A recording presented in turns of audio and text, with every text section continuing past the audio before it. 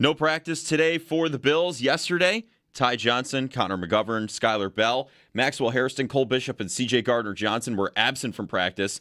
No official update on their status yet. Joe Brady is scheduled to speak with the media tomorrow. Jim Leonard spoke yesterday. I think the plan is for guys to play and get a taste of the scheme. As far as I'm concerned, guys are going to go play. To be determined a little bit on how much, but it's going to be exciting for guys to get out there and just kind of let it rip.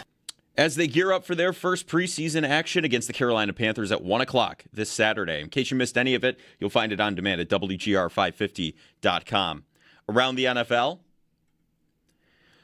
9 is no more, at least for now, as the Vikings have named Kyler Murray as their starting quarterback ahead of the preseason action. ESPN's Jeremy Fowler believes Nick Emmanwori, dealing with the ankle injury, has a chance to return in Week 1. ESPN's Adam Schefter believes Josh Jacobs could still be suspended by the NFL for violating NFL personal conduct policy. Schefter also believes it's within the realm of options that the NFL suspends Puka Nacua for his offseason incidents. And the Saints coach Kellen Moore said Cameron Jordan, dealing with a hamstring injury, will miss time, and he could linger into the regular season. In baseball, the Blue Jays, they bested the Red Sox 5-3. The Yankees beat the Mariners 4-1, and the Mets, they lost to the Braves 4-0. That's your Paddock Chevrolet Sports Update. Paddock Chevrolet, with you for the extra mile since 1935. I'm Joe Cali for Western New York's Voice of the Fan, WGR.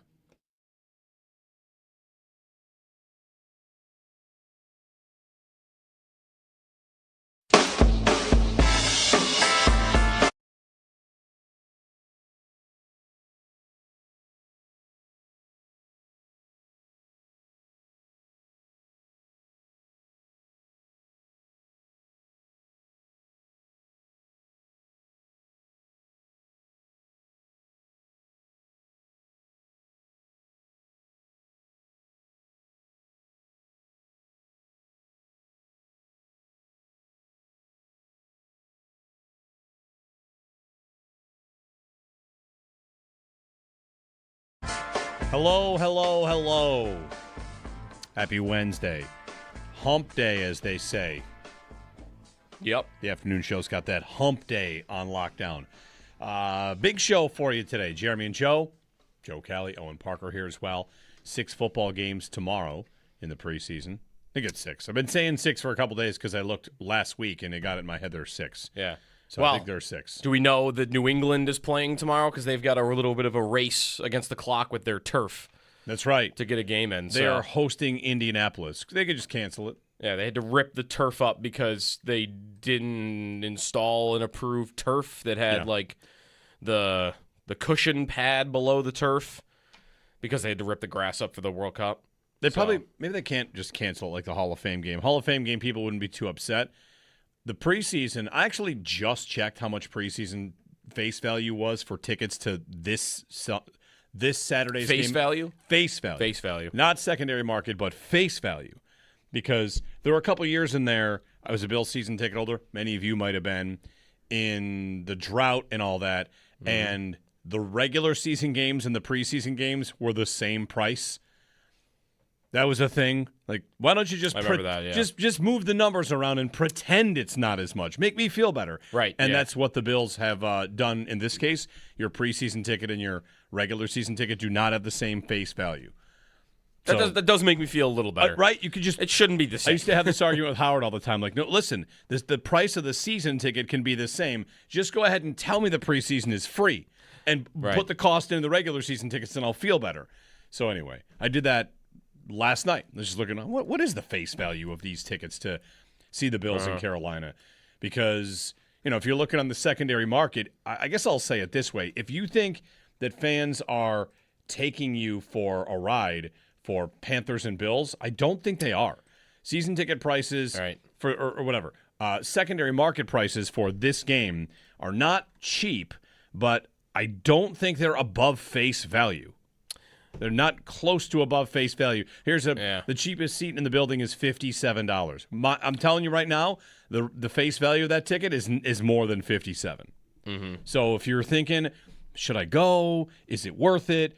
you are probably going to be getting a discounted ticket. I'm seeing 100-level tickets for $120. That's probably a pretty significant discount. So just, I don't know if that matters to you, if you feel like you're getting taken or whatever. But Saturday, the game will be under face value more than likely. Mm-hmm. And you see Bryce Young, and you see the Bills' starting defense. We learned a little bit about that yesterday. So anyway, we can chat about that. Those ticket prices have gone down a lot the last week. Less than a week. I mean, like a 30% drop in the preseason prices for, like, on the secondary market for Bills and Panthers. And that could be a lot of things. It could just be guys, there could be people wanting to sell their tickets, and they are going, oh, no, the game is Saturday, and maybe I'm not going to sell, so let me drop them. Yeah, or maybe I went to the blue and red and got a fill, and now I don't want to see a preseason game, but I want to see a regular season game, and I'll unload my tickets. But that could be it too. Regarding the show in the stadium and all that good stuff, we've got some good stuff for you today. So coming up next segment, joining our 6 o'clock club, the 6 o'clock hour club, which is not a very long list of people in that club. No. I feel like it's Brian Koziel. Brian Koziel's in the 6 a.m. club. Yep. Guests that appear at 6 a.m. We've got Ed McGrogan, who covers tennis. Mm-hmm. He's been in the 6 a.m. hour. Isn't there a F1 guy from Europe who's been on the show? Maybe Nate Saunders has been on at 6 a.m. Yep. I feel like Paul Hamilton has before a flight out west. Yeah, like from the airport. Yeah. It's not a long list, but today, architect Jonathan Malley, who is one of the lead designers on the new Highmark Stadium. He is Senior Principal Managing Director Americas with Populous, to talk about the stadium, the build. We're gonna ask some questions about why did you do this and this and this? How did you come to this final design? What are some of the benefits? What are some of the drawbacks? Mm-hmm. Talking about whether it's obstructed view seats, standards, industry standards, all that kind of stuff. So at 6:30, from the makers of Flyover Radio comes Architecture Radio. So get ready. That's going to be 6:30. It's coming up next segment. We'll talk with Jonathan Malley about the stadium and the architecture of the new Highmark Stadium. Going to learn some things, potentially. Excited about that. Yeah. 7 o'clock, Joe Marino of the Lockdown Bills podcast. We'll talk with him about this defense that's going to start throwing things at the wall on Saturday and seeing what sticks. 8 o'clock, Paul Hamilton. And that's your lineup for the day. Paul's been covering practice for us while Sal is off at Cooperstown with Max's team. Also, throughout the morning, we'll do Belknap heating, hot or cold, and whatever else. Wherever else the winds take us. We never got to our helometer, I think, yesterday. Yeah, we got to reach. That could be on the docket today. That's right. Paul's on. We can ask him if he thinks it's just a matter of time too. On Connor Hellebuck and him maybe becoming a Buffalo Sabre at some point. Mm-hmm. So anyway, I was thinking about Joe a Twitter poll today about comeback player for the Bills. Not in the maybe bounce back player is a better term here. Not like the DeMar Hamlin sense. Right. But who is the Bills' best bounce back candidate? And I started to do the Twitter poll and realized that there were not going to be enough options for the poll. There weren't going to be 4 guys? No, there's like 15. There's too many guys. Well, let me guess. So how many did you get to?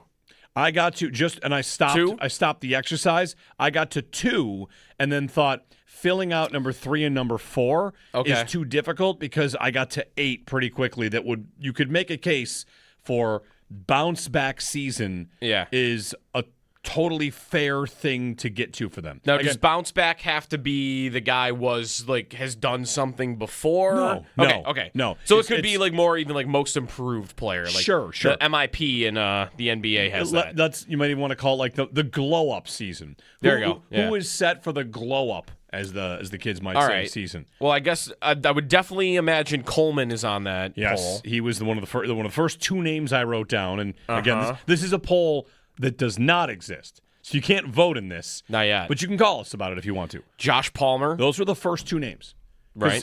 Paul Hamilton is raving about Josh Palmer, having been at practice this week and seeing him. And he's getting some good reviews. And it's taking me back to when they signed Palmer, which was, this is a fairly nice receiver. I like this move generally. And again, like you would have wanted somebody over top of him. And now they have that. So I'm slowly being led back into remember, you kind of used to like this guy as a ancillary piece. So anyway, Keon Palmer.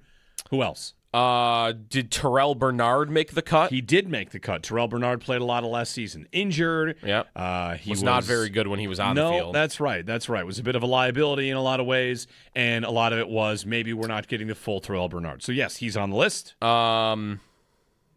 Tyler Bass? Tyler Bass is on the list. He did not Even play though he missed at all. Yeah, the But- whole season. Sure, could he have a bounce back or a glow up season? He was further down my list of who's He also does qualify, even though he was hurt all of last year. Like the last time we saw him, he was near the bottom of the NFL in field goal percentage. right. So that helps him qualify for this as well. I don't And know how many people are going to be staunchly ready to say I think Bass is the one that's going to have the biggest glow up this year. But maybe someone out there will. I don't think he really works for this because he's new guy here, but if you did his time in Chicago, I think DJ Moore would be Okay. like number one. Maybe. I didn't put him on the list, but Right. you make a point. There's a case to be made for him. Like he had his worst season of his career last season. And this year, isn't he's going to have this. A Isn't glow he? up, yep. Like all these other guys, Coleman, Palmer, like maybe there's like fingers crossed. It'd be nice if we could get that. Same even with Bernard, maybe. More, you're expecting him to have the glow up Yes. from what he was last He year, would which probably, was like a third option. If there were a 20-person poll, he'd have to finish in first place because people are expecting him to do the most. Yeah. Yep. What about like the draft picks that haven't done a lot, like T.J. Sanders, Landon Jackson, Landon Jackson. I've got him here. I've got Dwayne Carter. I've got Michael Hoyt. Michael Hoyt is, the legend of Michael Hoyt. 6 quarters of good play and missed. Like, is he going to have the glow up full breakout season? I don't like that one. He can't have a glow up. For me, what he is in people's minds right now, like going up from that, it doesn't seem possible. I mean, he could glow up from 6 quarters to 60 quarters. I think fans talk about it like he's Bruce Smith right now. Like what is he going up from? He's going up from being this mythical being that is going to come and save their defense. How about C.J. Gardner-Johnson for this? Another good example here. Bounce back from weird stuff in Houston and Yep. like get yourself right here in Buffalo. Yeah. Where did he go after Houston? Back to Philly? Didn't he go back to Philly? Chicago. Okay. Oh, that's right. Sorry, Chicago. Chicago. Yeah. But yeah, Houston was ugly. Yeah, And he's talked about that. right.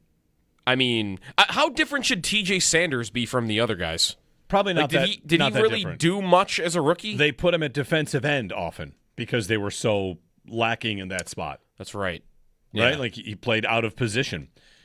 I've got a couple Right. more. Don't forget Ed Oliver. Ed Oliver could have a glow-up season.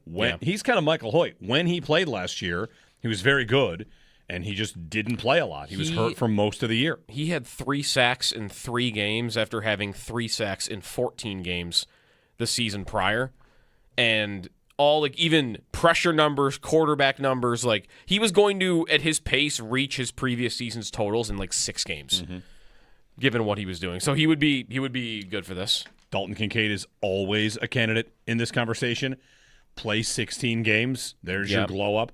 It's kind of, I mean, it's not scientific. It's just, this is where I stopped the poll and didn't post it. Just kind of like, well, there really are a lot of candidates for bounce back, glow up, breakout, whatever you want to say. And I think you could look at it one of two ways. Maybe the answer is somewhere in the middle, that it's good to have so many players that you don't need them all to hit. You need a couple guys to kind of flash. On the flip side, you maybe feel like that's an awful lot of players you're kind of looking to. It's a long list, not a lot of established guys that you know what they're going to give you. So, Yeah, that's right. I would say, though, that you do have one common thread you see through that list. Maybe sans a couple of guys, like Coleman wouldn't qualify totally for this. Sanders wouldn't qualify for this if he's there. But everybody else had injury impact them in some way, right? Like even Kincaid, Oliver, Bernard and Palmer, guys who are on Bass, the field. Landon Jackson, right. Dwayne like Carter. Jackson, yeah, like Hoyt. he's out for the year in Miami is when he gets hurt. Yep. Like everybody on that list except for, and really I guess Moore, if you wanted to expand it to Moore in Chicago, Coleman, like all of those guys, a couple of those guys didn't have injury impact them, but everybody else, it's like if you come back from injury and stay healthy, like should I expect Terrell Bernard to be a pretty good linebacker if he's just healthy all year long? But Palmer maybe is this too. Should I expect Josh Palmer, if you told me he's going to be a healthy season from him, that he's going to just be good? He's a good player? Or is there more to figure out there? Because with guys like Coleman and guys with like Landon Jackson, there is more to figure out with than just can they stay healthy. I need to figure out if they're actually good at the same time. maybe Palmer's on the edge of that.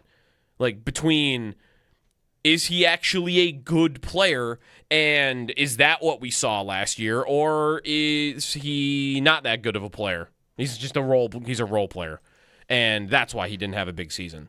Like, he would be somebody that I would be on the edge of about that. Versus, even like Bernard. Bernard, I feel like we've seen him be good when healthy. Just wasn't last season. So, Oliver, same thing. He's a good player. Yep. You just need him to stay healthy. A couple of those guys, it's not just about health. It's about, like, actually glowing up. Right. That's why I guess where you'd say breakout. Like, could DJ Moore have a breakout season? Depends on your definition of it. If he already had it when he was, 24 versus when he has it when he's 29. Well, could he have the best season of his career at 29 years old? I suppose it's possible, right? I mean, and how do you define best season? I mean, it doesn't just have to be 1,300 yards, because he had a 1,300-yard season where I don't think that was his best year by, like, some of the other stuff, like yards per target. His best season was in Carolina with Joe Brady. So, like, how do you want to define his best season? I would say be a true number one receiver on a great team. He's been a true number one receiver before on bad teams. And I think, you could say he could have a breakout at 29 years old. But I think when I think of that list, I'm thinking of Coleman and Palmer. Two little bit of different circumstances. I think Palmer, it's more about injury. But those are two guys at a position battling to start that they have invested in something. Palmer, not crazy, but like something. And Palmer, a bigger... And can either of them have that breakout or glow up this year and be your third guy? That'd be big for their offense, I think. To the point about, like, who they invested in. It's a fun, just random conversation about football. Like, what does a GM think is a bigger investment? A second-round pick or 3 years and $30 million? I could make the case either way. Yeah. Who do they invest more in, right? Dollars, they definitely invested in Palmer way more because Coleman's entire contract probably pays him less than what Palmer makes in a year. True.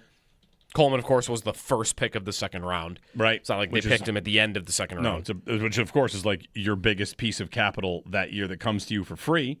So, I mean, I think they would probably consider Coleman to be the bigger investment. Okay. Right? When you pick a guy, end of the first round, start of the second round, like what are your expectations generally for that guy? Isn't it, come in, be a really strong player for us for 4 years, and then we get to conversing about a second contract? Like, you're looking for a long-term relationship with that player. Yeah, you'd hope. Palmer at $11 million, like, that's, it's a role player. I guess maybe the best way to look at, like, what is a bigger investment is where could I have done so much better, or, like, what can I get elsewhere for 3 years and $33 million? If that, like, what can I get for that? I can get role players in the league that I maybe count on a little bit. I can get a good... Well, it depends. You're going to get a running back. Yeah, it depends on the position. Yeah. With Coleman, like, what can I get first pick of the second round? You dream of lots of different things. Right. Either way, whether it's both of them, one of them, neither of them, that actually does have this, like, bounce back or glow up. The Palmer one is, to me, I don't want to say much more likely, but he has had success in the league, not a much higher level than Coleman has. They both have had seasons that are, less than 1,000 yards, where you're finishing out with like 600 yards and a couple touchdowns. So he's never been the focal point of a passing game. And now that he's slotted behind Moore and presumably Kincaid and Shakir, like, he won't be the focal point of this passing game either. He wasn't the focal point last year. Before the injury in Atlanta, he was not being featured, whether you think it was coming along slowly or whatever. Like, now he's a role player, and, maybe he just is able to slot in where he's supposed to be. And we're thrilled about it for 1 year until we get to that conversation next year. So, a lot of candidates for bounce back. I got one more name for you that we didn't get to that maybe someone out there is thinking. Yeah. Like, the list of guys that you'd like to see, again, we've said it a million ways, bounce back. Dawkins. That's almost, to me, like a perception one, because the perception is, from some, he lost a lot and wasn't nearly as good. And there are a lot of ways to measure that would say he was still very, very good. So can he have the kind of season where, for however you want to see it done better, he does that? And they like him, and they say, yeah, you're our left tackle for another 3 years. Let's redo your deal. it's just a lot of guys, and Dawkins has gone from a staunch, you can count on this guy to some Bills fans as, let's see what happens. This might be his last year.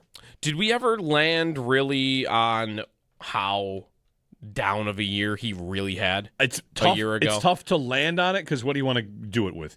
Grade from PFF, pass block, win rate, being ranked one of the top 100 players in the NFL. Right. You get a lot of different ways to look at it.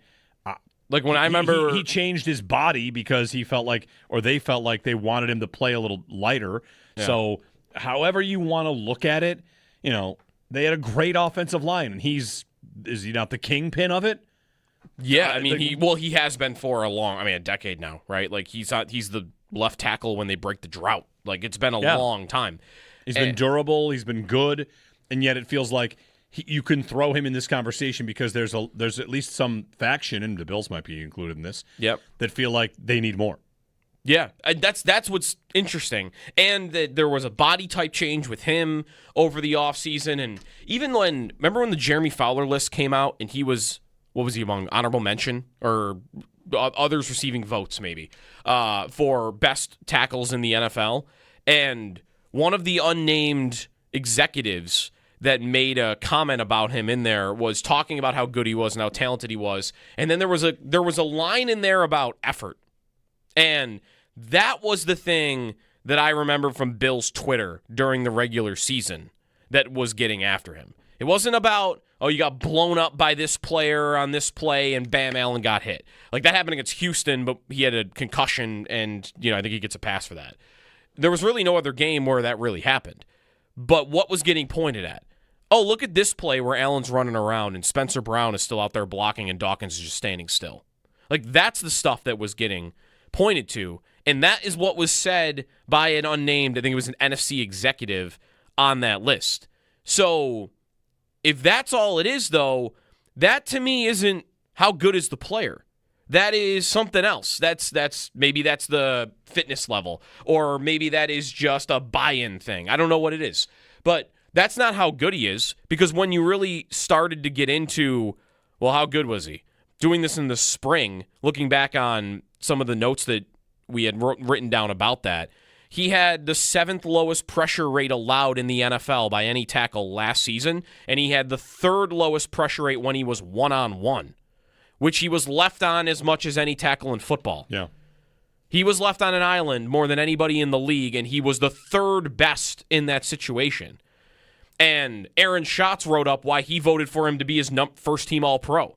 He had the number 1 ESPN win rate among all linemen. He was going through with offensive line experts as well, and he got to, I think he's the best left tackle in football. He voted for him as the first-team All-Pro. Where did Brandon Thorne vote for him? Brandon Thorne he did say that was one of the offensive line experts he spoke to about it. Gotcha. I don't know where Thorne just did a ranking. I'll look where he ranked him, but doesn't that sound more like, just clean up the fitness level and you're still a great tackle, right?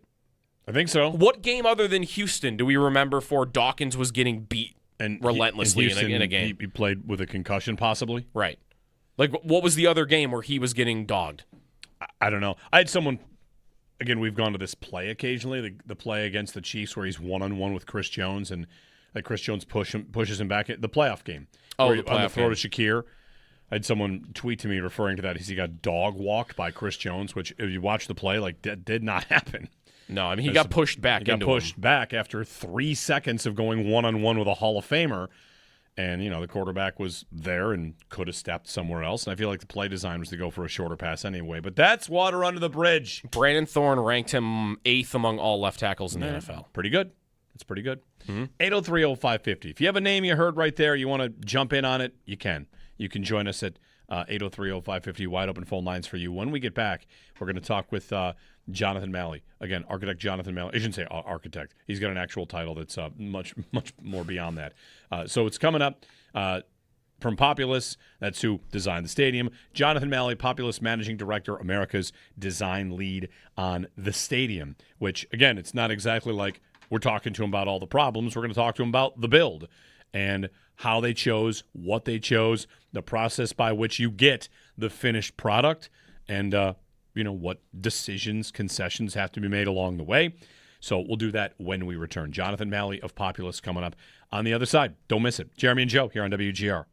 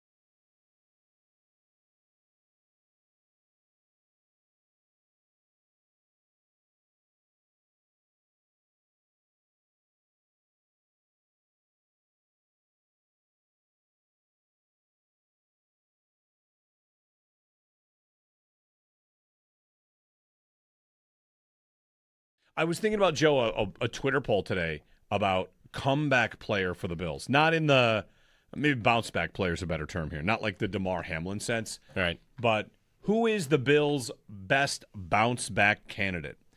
And I started to do the Twitter poll and realized that there were not going to be enough options for the poll. There weren't going to be 4 guys? No, there's like 15. There's too many guys. Well, let me guess. So how many did you get to? I got to I stopped. 2? I stopped the exercise. I got to 2, and then thought filling out number 3 and number 4 is too difficult because I got to 8 pretty quickly. You could make a case for bounce back season. Yeah. Is a totally fair thing to get to for them. Now, does bounce back have to be the guy has done something before? No. Okay. No. So it could be like more even like most improved player. Like Sure. The MIP in the NBA has that. You might even want to call it like the glow up season. There you go. Yeah. Who is set for the glow up, as the kids might say, season? Well, I guess I would definitely imagine Coleman is on that poll. He was one of the first 2 names I wrote down. And again, this is a poll that does not exist. So you can't vote in this. Not yet. But you can call us about it if you want to. Josh Palmer. Those were the first 2 names. Right. Paul Hamilton is raving about Josh Palmer, having been at practice this week and seeing him. And he's getting some good reviews. And it's taking me back to when they signed Palmer, which was, this is a fairly nice receiver. I like this move generally. And again, like you would have wanted somebody over top of him. And now they have that. So I'm slowly being led back into remember, you kind of used to like this guy as a ancillary piece. So anyway, Keon Palmer.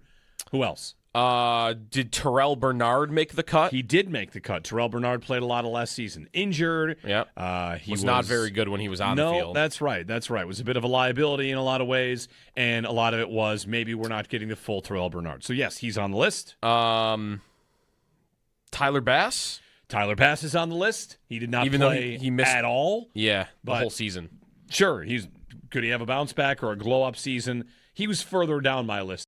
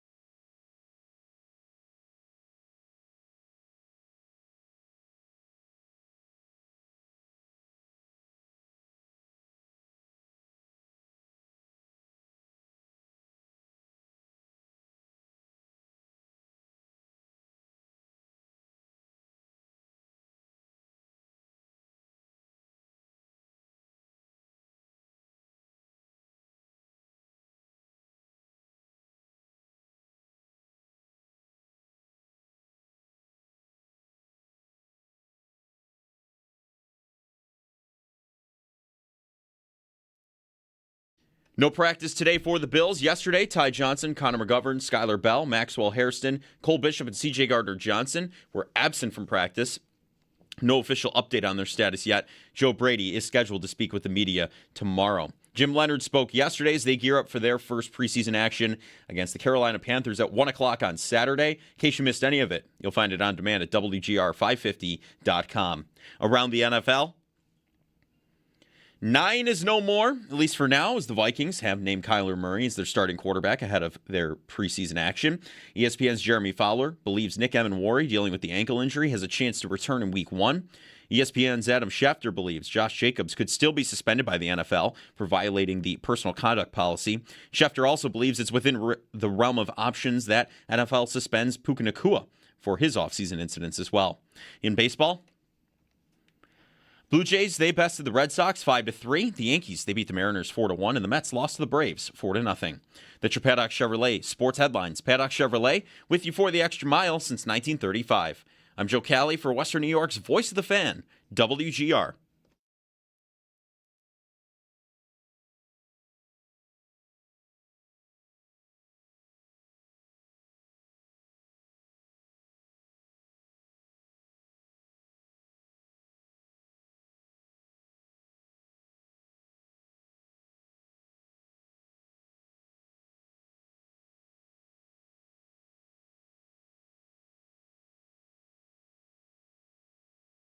You can make a stadium. It's cement, it's seats, it's a field. We get it.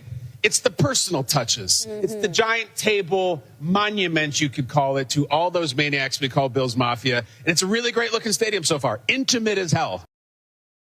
Kyle Brandt was yesterday with Good Morning Football. He and Mike Garofolo walking through the stadium. Many of you will get a chance to go through it Saturday for a preseason game with the Carolina Panthers. Jeremy and Joe, good morning, everybody.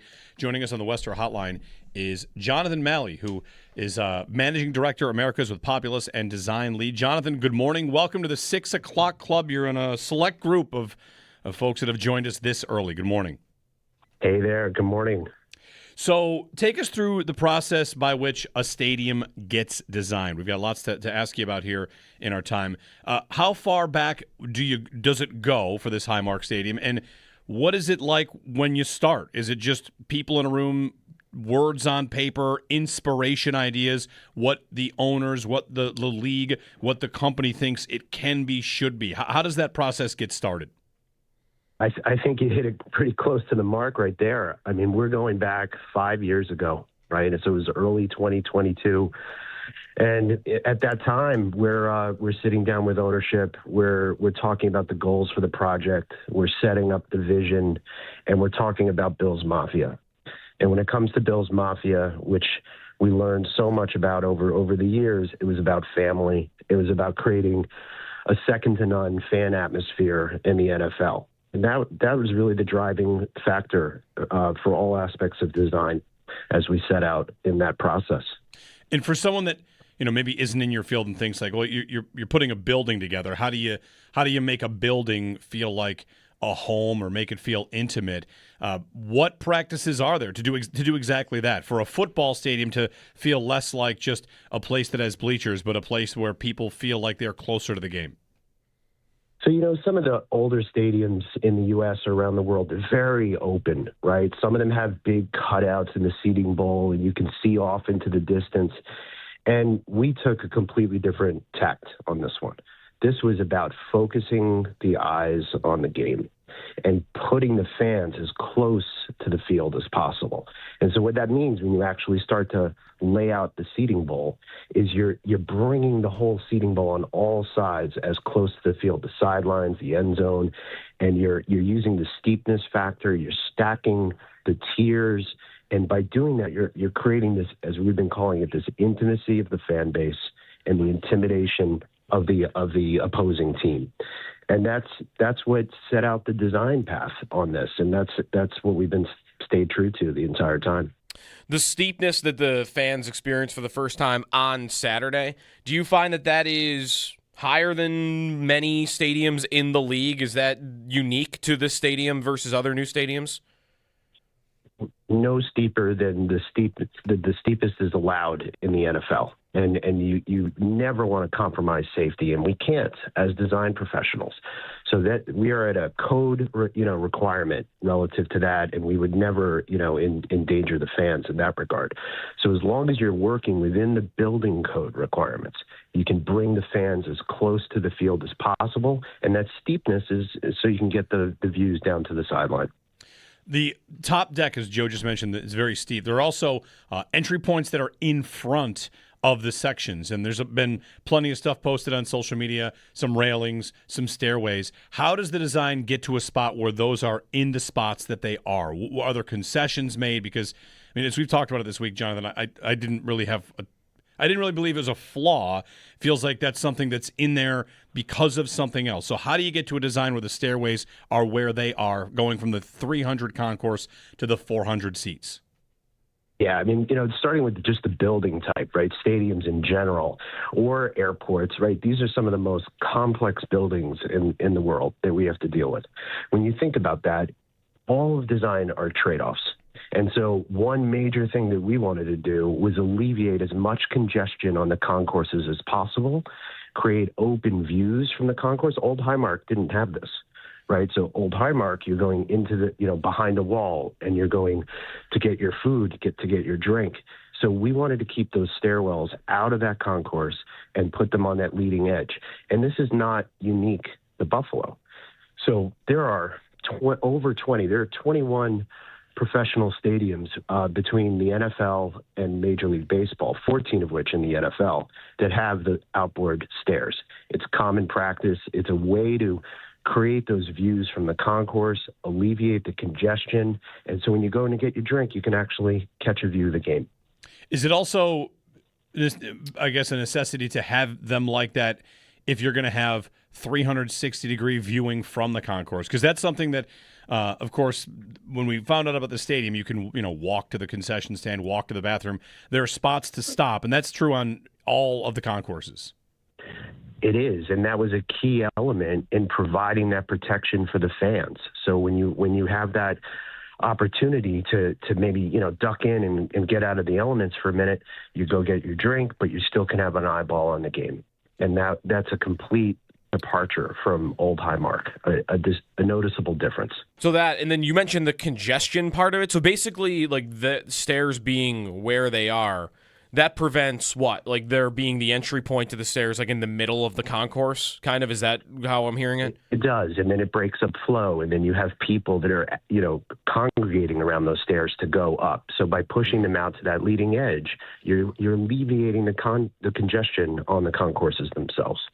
Jonathan, how much is? I actually have a cousin who works in airports and his job is to consult about the flow of people. How much time is spent running those kind of models about where people will be? Because you have 60,000 people and then maybe standing room added to that and people that are working. How much attention is paid to making sure there's room to move around the stadium in a new building like this? It's an extreme focus, especially in today's day and age, because you have to create the next greatest experience. And that's what sports and entertainment is about. People want to come out. When you're doing that, you want to create these moments that break up the congestion. You could talk about this starting with the family circle out front of the stadium and the bison sculpture. That's a moment that people pause at and want to take pictures for that Instagrammable moment.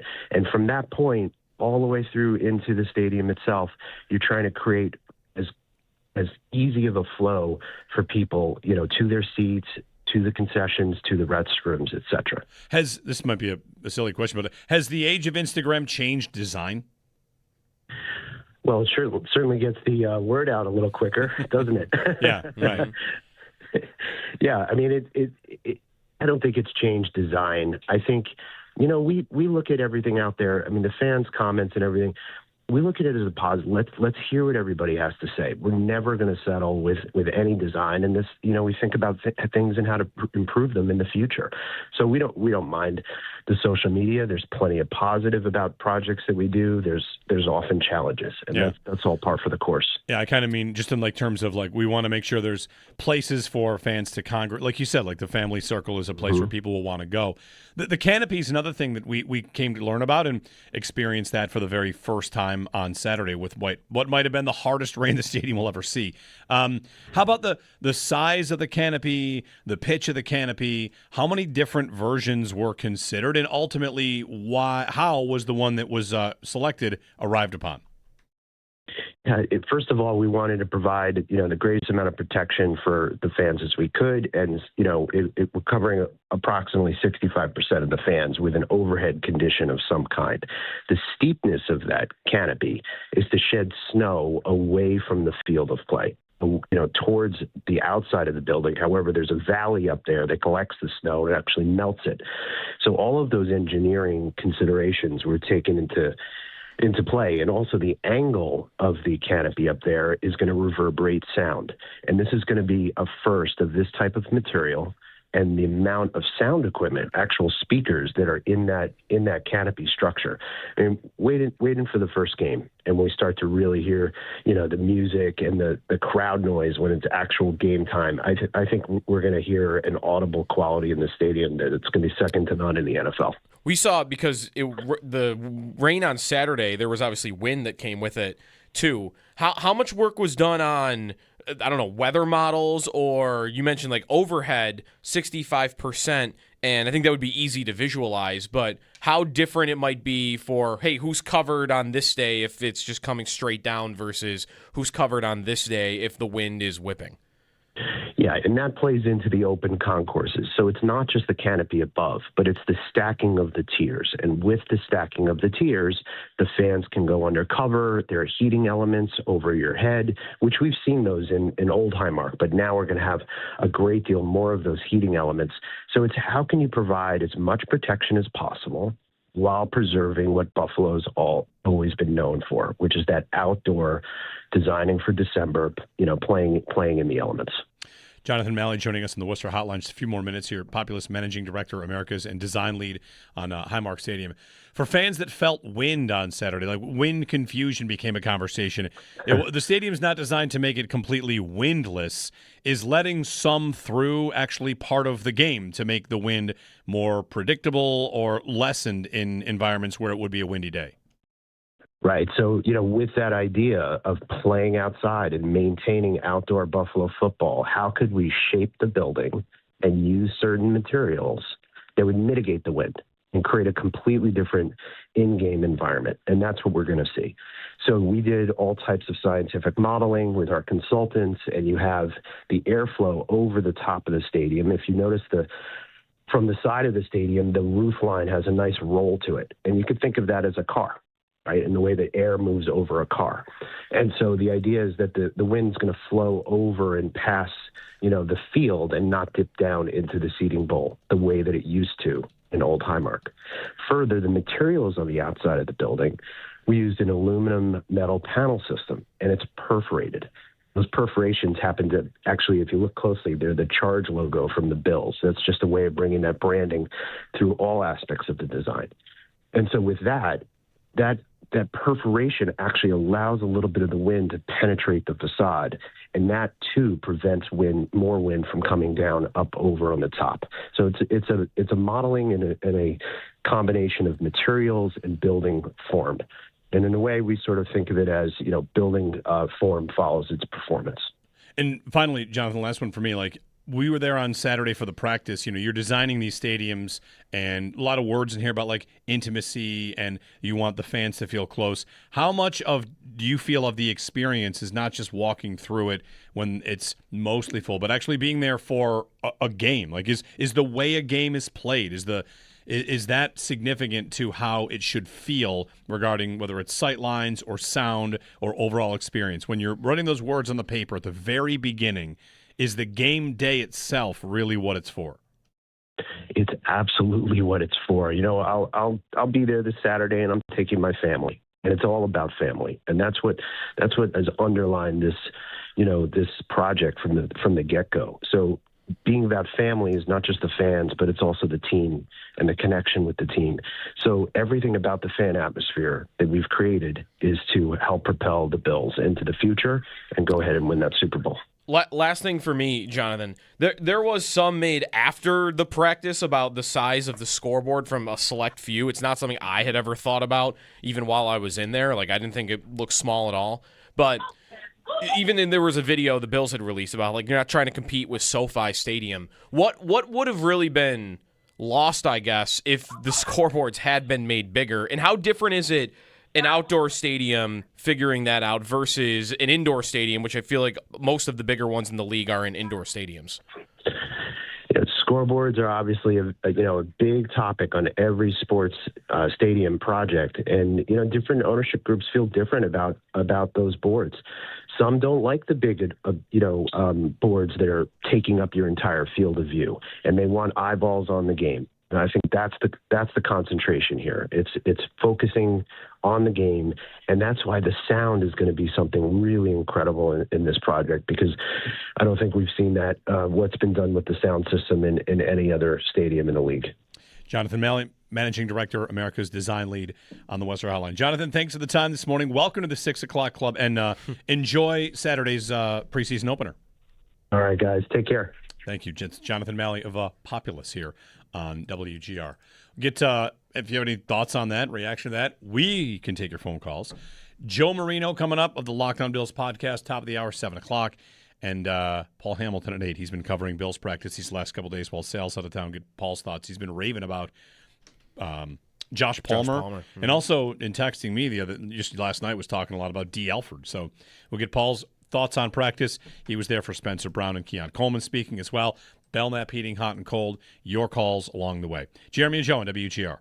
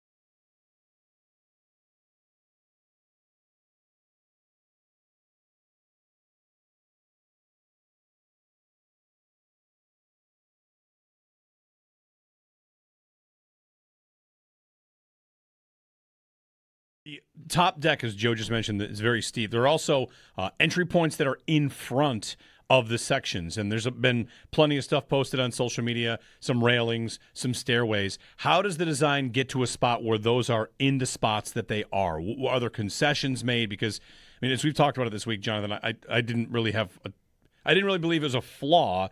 Feels like that's something that's in there because of something else. So how do you get to a design where the stairways are where they are, going from the 300 concourse to the 400 seats? Yeah, starting with just the building type, right? Stadiums in general or airports, right? These are some of the most complex buildings in the world that we have to deal with. When you think about that, all of design are trade-offs. And so one major thing that we wanted to do was alleviate as much congestion on the concourses as possible, create open views from the concourse. Old Highmark didn't have this, right? So Old Highmark, you're going into the, behind a wall, and you're going to get your food, to get your drink. So we wanted to keep those stairwells out of that concourse and put them on that leading edge. And this is not unique to Buffalo. So there are over 20, there are 21 professional stadiums between the NFL and Major League Baseball, 14 of which in the NFL, that have the outboard stairs. It's common practice. It's a way to create those views from the concourse, alleviate the congestion, and so when you go in to get your drink, you can actually catch a view of the game. Is it also, I guess, a necessity to have them like that if you're going to have 360-degree viewing from the concourse? Because that's something that Of course, when we found out about the stadium, you can walk to the concession stand, walk to the bathroom. There are spots to stop, and that's true on all of the concourses. It is, and that was a key element in providing that protection for the fans. So when you have that opportunity to maybe duck in and get out of the elements for a minute, you go get your drink, but you still can have an eyeball on the game, and that's a complete departure from old Highmark, a noticeable difference.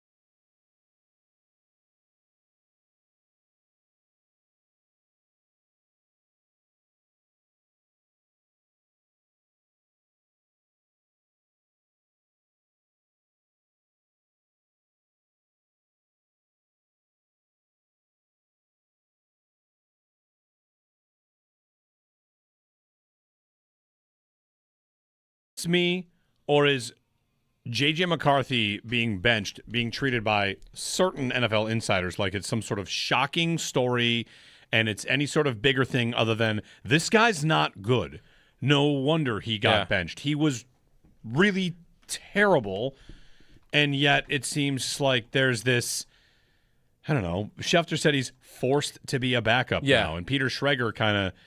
Okay, I was wondering if it was more than just Schefter. I don't think we have to make it this thing. It also inevitably leads, I saw someone post, whenever a young quarterback gets benched, the NFL has a quarterback development problem, which to me has never made sense as a take. How many good ones do you think there should be? And can you think of a time in the NFL's history where there weren't 5 really good ones, 10 that were kind of good, 10 that were not as good, and 5 really bad ones? Isn't that pretty much how it has always worked? Do the people that think there's an NFL development problem with quarterbacks think there should be 32 Josh Allens? What do they think? Every quarterback drafted should just be good? He came out of a draft class, by the way, where you had Caleb Williams, Jaden Daniels, Drake May, and Bo Nix. Are they part of the development problem? Or is this guy just not good? Right. He wasn't even that good at Michigan. People in Michigan thought he wasn't that good. Yeah, I don't know. I think that was weird energy when I saw Schefter forced to be a backup. Yeah. He forced himself by missing every pass he's basically thrown in the NFL. He did get hurt in his rookie season, which probably didn't help. But there were questions about him the second he was drafted. Yes. I remember the first thing I heard about him was you shouldn't draft this guy in the first round because his college team hid him. Yeah. And people are pulling up Kevin O'Connell, who famously said organizations fail young quarterbacks before young quarterbacks fail organizations. So the idea being that, hey, if you don't have the right supporting system, the organization fails you. Yeah, but sometimes you just can't hack it. You don't have the right to just keep going and hack it. You're not good. Sorry. 803-0550, our number. Joe Marino, Lockdown Bills podcast on the defense, the throw it at the wall and see what sticks approach that seems to be part of training camp and part of Saturday's preseason opener. We'll get to Joe Marino next here on WGR. The top deck, as Joe just mentioned, is very steep. There are also entry points that are in front of the sections, and there's been plenty of stuff posted on social media, some railings, some stairways. How does the design get to a spot where those are in the spots that they are? Are there concessions made? Because, as we've talked about it this week, Jonathan, I didn't really have I didn't really believe it was a flaw.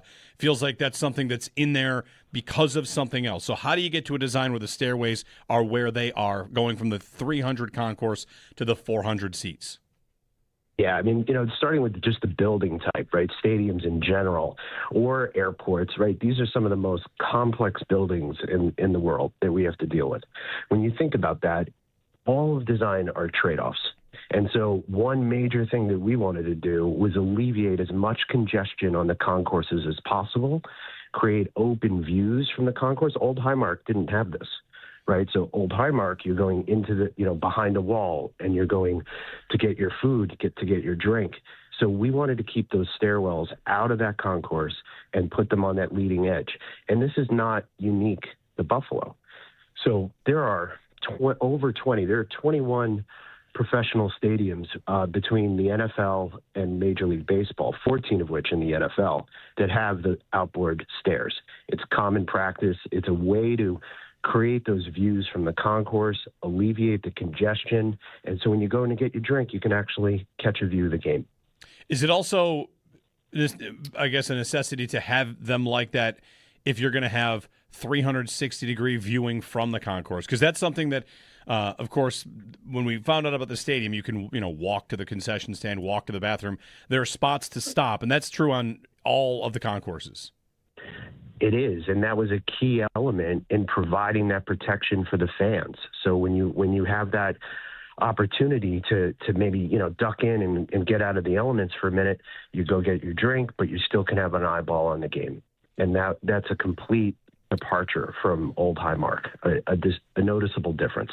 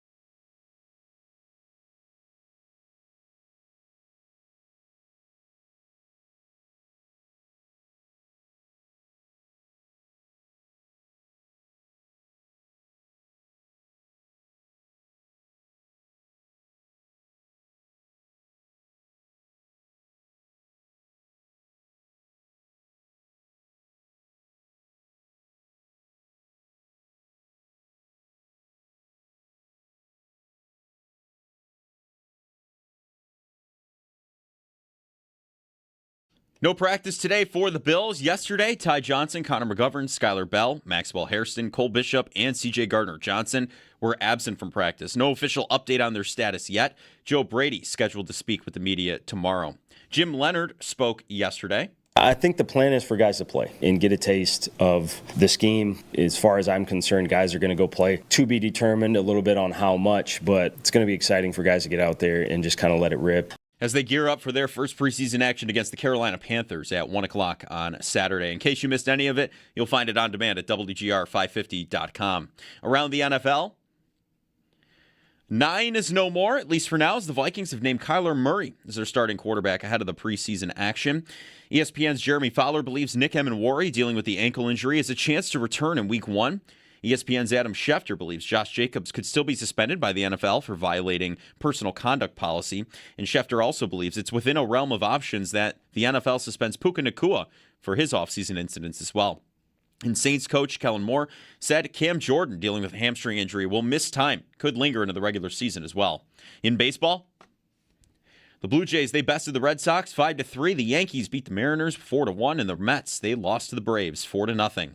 That's your Paddock Chevrolet Sports Update. Paddock Chevrolet, with you for the extra mile since 1935. I'm Joe Cali for Western New York's Voice of the Fan, WGR.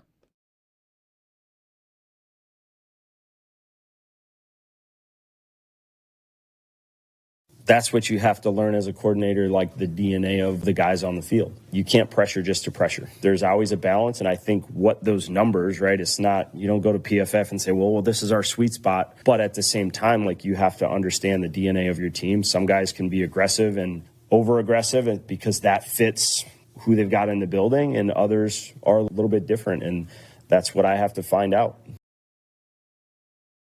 Bills defensive coordinator Jim Leonard says, I think the plan is the guys are going to play on Saturday against Carolina. First preseason game, DJ Moore revenge game. Don't forget. Should we be hyping up that storyline? Carolina? Joe? Yeah. Well, it's also Joe Brady revenge Joe Brady game. revenge Joe Brady game. got fired by the Panthers, so I think it's more of one for him. Drop the hammer. Yeah. Let there be no doubt. Joe Marino. They're going to win by 50. That's right. Running up the score in the fourth quarter. Joe Marino of the Locked On Bills podcast joining us on the Western Hotline. Mr. Marino, good morning, sir. Good morning, guys. Hope you're doing well. Are you preseason excited or legit excited? Because we are going to get to start to see their scheme. And while, you want to be vanilla in the regular season, we're going to hear that a lot. With a new scheme and throwing everything at these players, do you get a sense that we're gonna get a good idea maybe, or see enough elements of what it looks like come Saturday? Well, I mean, I think there's going to be quite a bit of it that is reserved for the regular season, but I mean, just the structure of the defense, for seeing that 3-4 alignment with two walked up outside linebackers on the edge with three interior defensive linemen, the two backers, it's just going to look different. One high safety a lot of times, more press coverage. The alignments are going to be very, very different, and I think it's good for the starters to get some run in this preseason because it is new for everyone. There's no carryover. There's not even like guys that Jim Leonard brought with him to Buffalo as players that, know what to expect. So I think those reps are going to matter on Saturday, and I'm excited to see what it looks like. And see maybe who's in what spot, because that's maybe as up in the air as anything. We mentioned the other day, Joe, Benjamin Solak charting just how many guys kind of got at least one rep with the ones, and we may see a crazy amount of mixing and matching based on Leonard's idea that they want to throw as much as they can at each guy. For sure. I think you can look really all over the front and realize that there's quite a bit to sort out with this team in terms of groupings and who makes the team. I think there's more this year to sort out with this depth chart and this roster than there has been in a while. And I think that puts a big emphasis on the preseason games for how guys respond. I mean, you can listen to Jim Leonard yesterday and realize that he needs to see guys in the scheme and how they get after it, how they fly around, how they communicate. And that's kind of the challenge of watching the preseason or the training camp practices to this point, is that, like Jim Leonard said in that press conference, on a passing play, really the second half of the snap is not advantageous for the defense at all. You can't hit the quarterback, right? So you're not really getting pressure. You're not really sacking quarterbacks. And so I think that takes away from where they want to be as a defense, because so much of this defense is being pressure-oriented and playing man coverage. And when those things can't really work together, it doesn't give you the ideal evaluation opportunity. So I can understand why Jim Leonard's excited to see the bullets flying on Saturday. I want to go back to something I feel like you used to say about a Sean McDermott defense, and this is before he's fired, just that a Sean McDermott defense, the Bills often had their troubles tackling. They were not great tackling defenses, and our buddy Anthony from Cover One yesterday had the stat that last year the Bills were dead last in yards after contact per run, and it was the worst of any defense since 2019. Like, guys would run on this team and run through contact and get more yards than any team gave up since 2019. And, Joe, did you ever have a theory on why that was the case? Was that a consistent problem of a McDermott defense? The tackling? Was it design? Was it type of player? And how will that change? Because Jim Leonard brought up the idea that tackling's been an issue, finishing has been an issue. So what are the avenues to make sure that they do move up again from 32nd? They're going to go somewhere. But what did you see that led to that?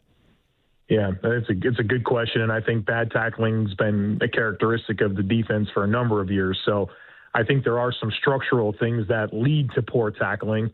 Not that the Bills have a bunch of defensive players that are not good at tackling. I think it's hard for them to tackle in that defensive structure for a number of reasons. I would start with the never really being heavy in the box, right? It was a lot of playing top-down defense, so a lot of too high safety looks, and so you're never really in a position with consistency where you have a math advantage with players in the box, and so you're having 4 down linemen and 2 backers and then a slot corner, where this defense is going to have a lot of 5-man fronts. I mean, when they're in base, it's 3 down linemen, 2 walked up outside linebackers, plus the 2 inside backers. And so that spacing is just really, really different.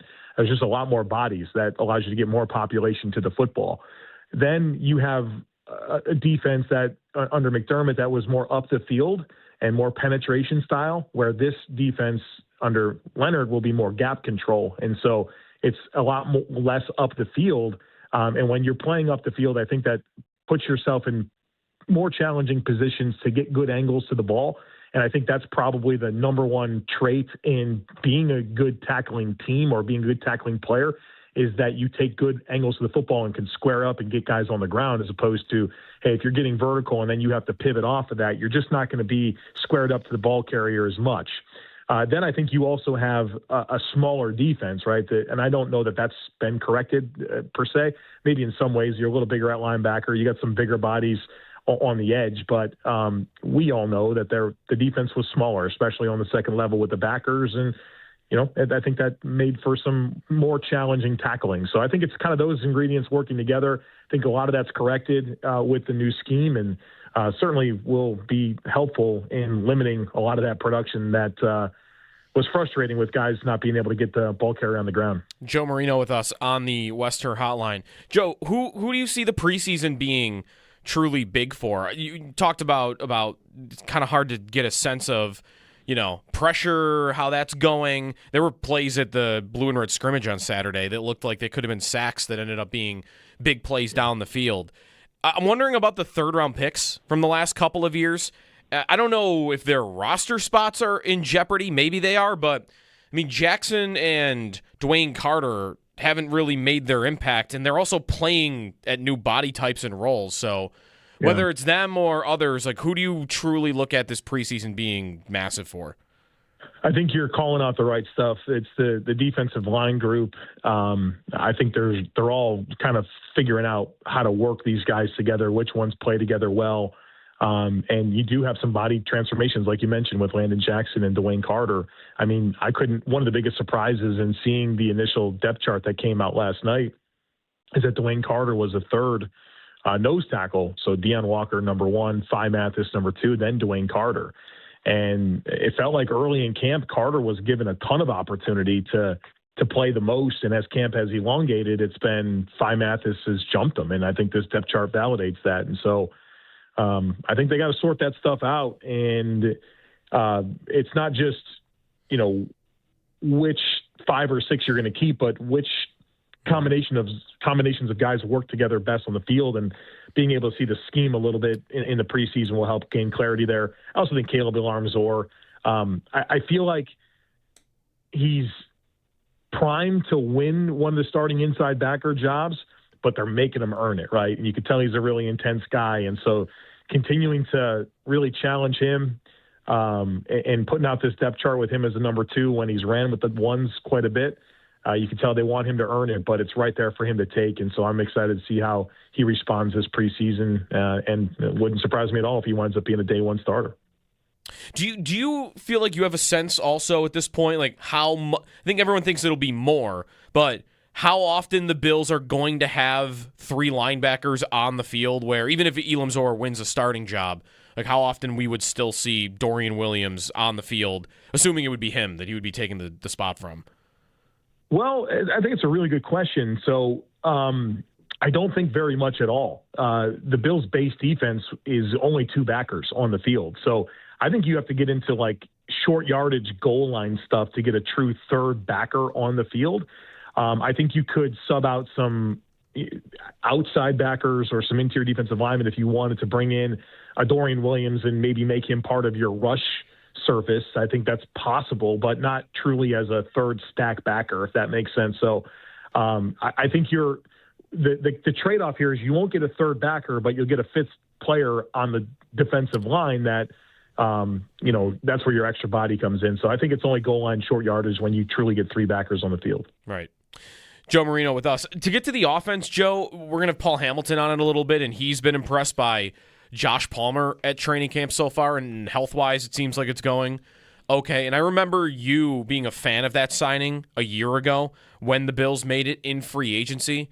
For you, is it just health with him? Like, would you expect him to be a useful role-playing receiver for them if he just stays healthy this year? The appealing thing with Josh Palmer has always been the skill set. Like, he's a really, really good route runner. It's undeniably true. He's a technician as a route runner. And so I think you can look at what the Bills have kind of been missing at receiver and feel like he's, the oasis in the desert of guys that could run good routes and, lead to some separation and some wins on the outside against man coverage, something that Josh Palmer does very well. The challenge with Josh Palmer throughout his entire career has been that there's always something injury-wise that is holding him back. And offenses move on, right? Like, if you can't be consistently available and work into the scheme and develop the timing and really establish your role, it moves on without you. And I think that has just happened like so frequently for Josh Palmer. And so you can rave about the skill set, but the other side of it is that because he's not been consistently available, he's not been able to consistently produce and have a role, and it makes him very, very tricky. And so you celebrate the skill set, but then the consistent production doesn't really come with it. And so I think he'll be in a lesser role this year, which maybe helps with the durability piece. But I think he can be a useful player. There's no question. But I think you probably want to manage him correctly. That way, you can get what you need out of him. But I think he's kind of, at this point, shown us that the volume component is probably going to pass him by unless he can really stay healthy and allow his skill set to truly claim a role and sustain that, or else, he'll once again get banged up and the offense will move on without him. And it's tough to reinsert yourself into an offense later on when you're not like a true marquee guy. Joe Marino, Locked On Bills, joining us in the Worcester Hotline. Joe, we haven't had a chance to chat since the Osiris Torrance contract extension, right? So speaking of the offense, they lock up the right side of the line, and if you include McGovern, who can, left and right, he's in the middle, but McGovern, Torrance, Brown, that right side has been a dominant unit for them, and they've got it locked up for the long term. Yeah, it's the second most expensive center, right guard, right tackle trio in the NFL, and about $20 million more than the average cost for the center, right guard, right tackle. So the team has clearly identified this group as foundational for their offense. Of course, the run game is definitely right-handed. That's where, the overwhelming majority of James Cook's runs go, and the production is to that right side. And I think there's a lot to like about Osiris Torrance. I mean, he's been a really durable player, basically every snap at right guard since he's been drafted. I think they trust him. Well, obviously he knows what to do. You don't get a chance to play every snap, including as a rookie, without really having an understanding of the scheme and the playbook. And then, he doesn't commit penalties. Just a really, really reliable, consistent player. It's expensive. I mean, and that's where the guard market has gone. You've really seen that position group as a whole. It really has pushed the top, and you've seen a lot of guys that maybe don't scream dominant player, but a good starting guard. They're getting a lot of money. Like David Edwards, for example, over $15 million a year for David Edwards, who's a good player. Nobody's going to tell you he's a dominant player, but the league has really opened up the wallet for guards, and Osiris Torrance as being a good young guard, got a bunch of money. Not quite as much as Bergeron in Atlanta, or of course Skoronski in Tennessee, but the 8th highest paid guard in the league in terms of APY. I think it's important for who this team is, and I think there's another side to that conversation where it's what's the replaceability? Can you get 75% of Osiris Torrance for 20% of the cost? Is it going to be restrictive when you're already $30 million over the projected cap in 2027, right? So there's layers to it. But the team, I think, obviously believes in him, and I think it's good if you're going to do it now, because if he winds up having, even the same year he's always had, or it takes a step, and you get to after the season, I think that price only goes up. So the timing is good. I think there's some debate over whether or not you want to do it or not, but obviously the team's identified him as a foundational player to this offense, and that right side's been really good. That's what I wonder, Joe, is if he just flatlined from here, like just stayed healthy and has been about as good as he's been going forward in this contract, would that be a win, or do they want a step? I mean, when they paid, I feel like I remember right that this was kind of the story about Spencer Brown, wasn't it? That when they paid him, it was, okay, I'm hoping there's another jump here, and there was, right? He's been dominant since he signed that deal. Do you feel like that has to happen with Torrance too? Maybe not even to the level of Brown, but just there has to be some level of jump for him to make this contract worth it? Yeah, I think that's somewhat fair. And I think that parallel to Spencer Brown is good, where it's off to a pretty good start. You could sense the value that the offense, they mattered to the offense, but Spencer Brown got paid and the jump happened. And I think we could all recognize that if Spencer Brown waited till after the season, I think that deal goes way, way up. And I think there's been some good foresight on a lot of contract extensions that have been given out where, they bet on growth and it has happened. And Torrance, I mean, he sets a really high floor. I think he's an A-tier run blocking guard. I think he's probably a B-, C+ level pass blocker. But I do, and we had a good conversation with Jerry Ostrowski about this yesterday on Bill Squad, where maybe some changes in how the pass protection goes moving forward helps Osiris Torrance, where, they always slide a lot one direction, and a lot of the coaching points was to kind of jump set and get hands on early.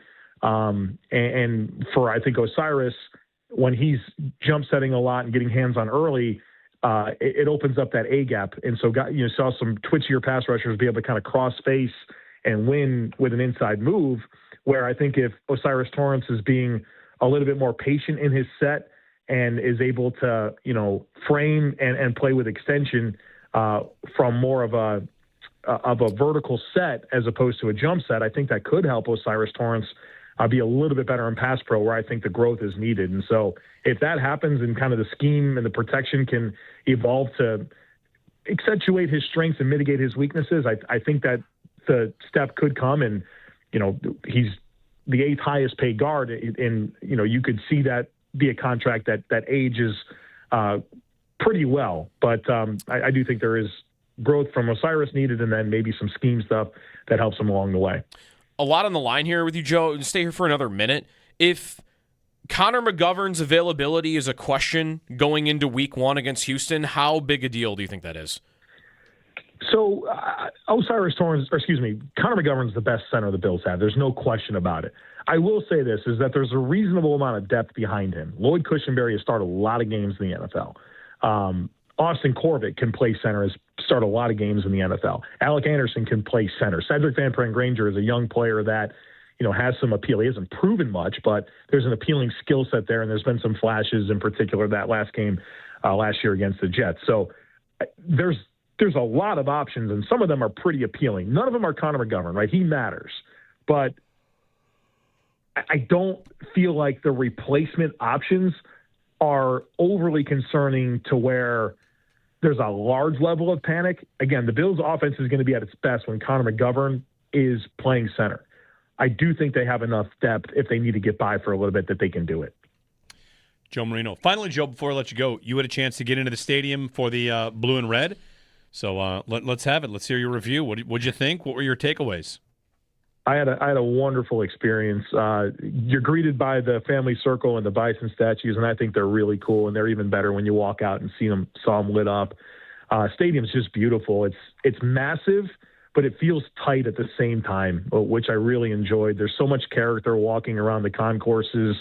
Obviously, modern, state-of-the-art, you can't help but notice that everything is new and beautiful. But, just kind of the structure of it, it makes something really, really big feel somewhat intimate, and I enjoyed that. I thought the visuals inside the stadium were unbelievable, and it was really cool to be part of that event on Saturday and just be part of so much happiness. I mean, it was unmitigated happiness walking around with 50,000 people that just were smiling ear to ear, excited about the new home of the Buffalo Bills. So I had a great time. Loved the stadium. It's beautiful, and was cool to celebrate that with so many people on Saturday. Joe Marino, Locked On Bills. Joe, we'll talk next week. We'll dig into the film, what we've got from the Carolina game. Oh man, film! Let's go. Ahead. That's right. Yeah. Hey, snap counts. It's the season of snap counts and projected 53. So we're getting closer and closer. We'll get there. Thanks, Joe. All right, guys. Thank you. Joe Marino of the Locked On Bills podcast. Find everything he does at thejoemarino.com. Bill's probably wearing blue on Saturday, I'd imagine. I wondered if they would wear the Nickel City for a preseason game or not. And they're trying to sell it, right? They want to sell jerseys. I have no idea. I just wondered in my own head. I wonder a lot of things. I wonder things from time to time. Quick question for you. I have a segment. Jeremy wonders. Jeremy ponders. You have no idea the number of things that I think about in a day and wonder about. It's bad. Active brain over here. I can be like that, not in August. In August, I'm wondering about whether Bashan Tootin got more snaps than Chris Rodriguez at Jaguars practice today. It's fantasy brain. Speaking of fantasy brain, all right, a quick fantasy, 2 minutes here. Kyler Murray is the QB1 in Minnesota. What does it mean for the associated parties? Love it. Love it for Justin Jefferson? It's massive. I don't think Kyler historically actually – his numbers targeting his number one receiver are not actually incredible. They're fine. But the comparison so much better than if it had been McCarthy. I guess it comes down to, do you feel like you should be in on Justin Jefferson? I saw a number yesterday that when Murray had DeAndre Hopkins. That's the one guy he always threw the ball to all the time. And is Justin Jefferson not like that level? Sure. So maybe he didn't do a lot of things for Trey McBride getting in the end zone, but to me that's a very different throw.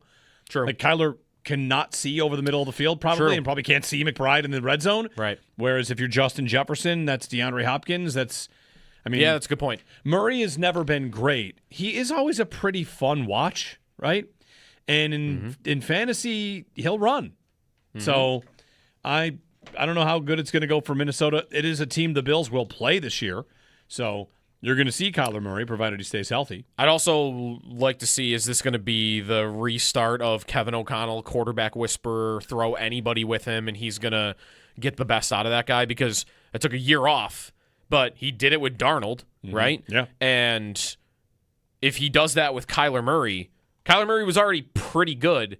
And if, okay, now I'm with a coach that's going to get the most out of me and a scheme that's going to get the most out of me, and I've got Justin Jefferson and Jordan Addison and Juwan Jennings and TJ Hawkinson I'm throwing the ball to. Yeah, like that should be... Why couldn't that be as good as what Darnold was 2 years ago? I don't know if it went 14 games. Right. But could he throw for 4,000 yards and 25 touchdowns and they make the playoffs? Isn't the roster good enough? Probably. The tough part is they're in a division, though, that is incredible. Real tough. Four good teams. I like that a lot for him.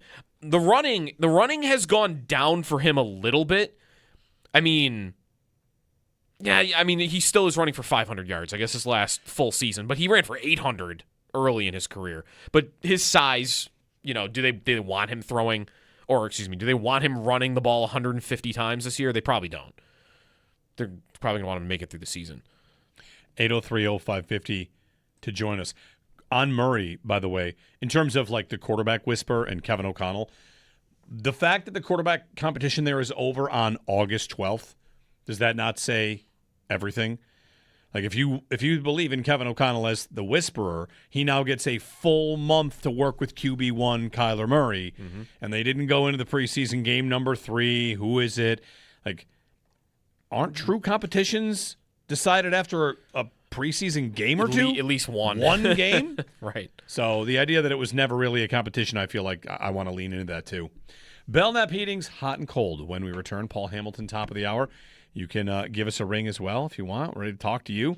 803-0550 to join us here on WGR. I was thinking about, Joe, a Twitter poll today about comeback player for the Bills. Not in the... Maybe bounce back player is a better term here. Not like the DeMar Hamlin sense. Right. But who is the Bills' best bounce back candidate? And I started to do the Twitter poll and realized that there were not going to be enough options for the poll. There weren't going to be 4 guys? No, there's like 15. There's too many guys. Well, let me guess. So how many did you get to?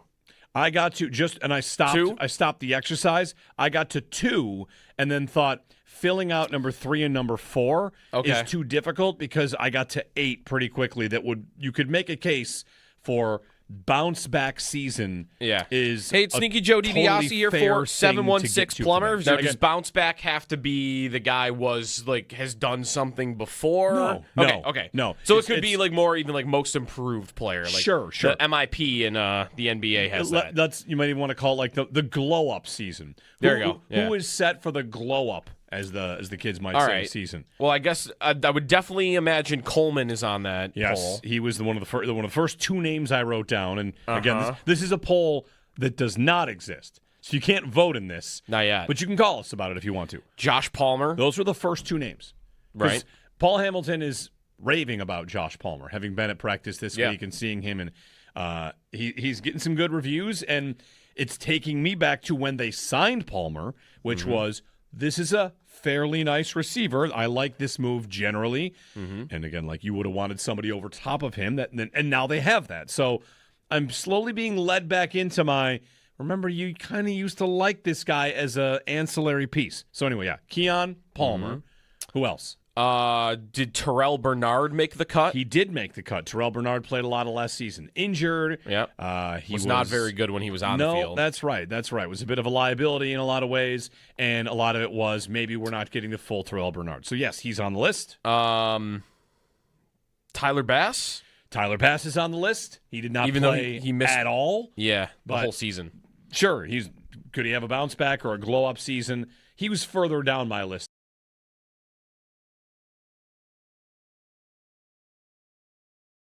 I was thinking about, Joe, a Twitter poll today.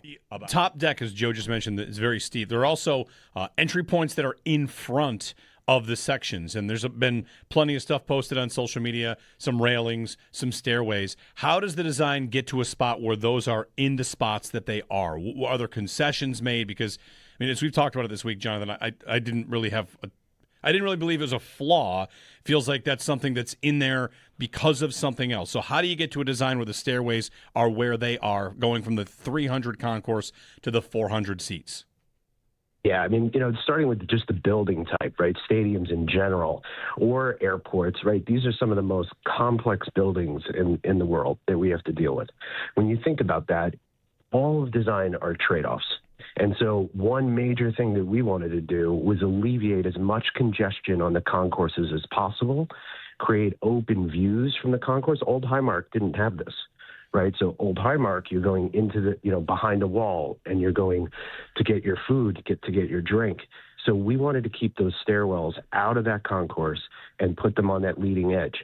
And this is not unique to Buffalo.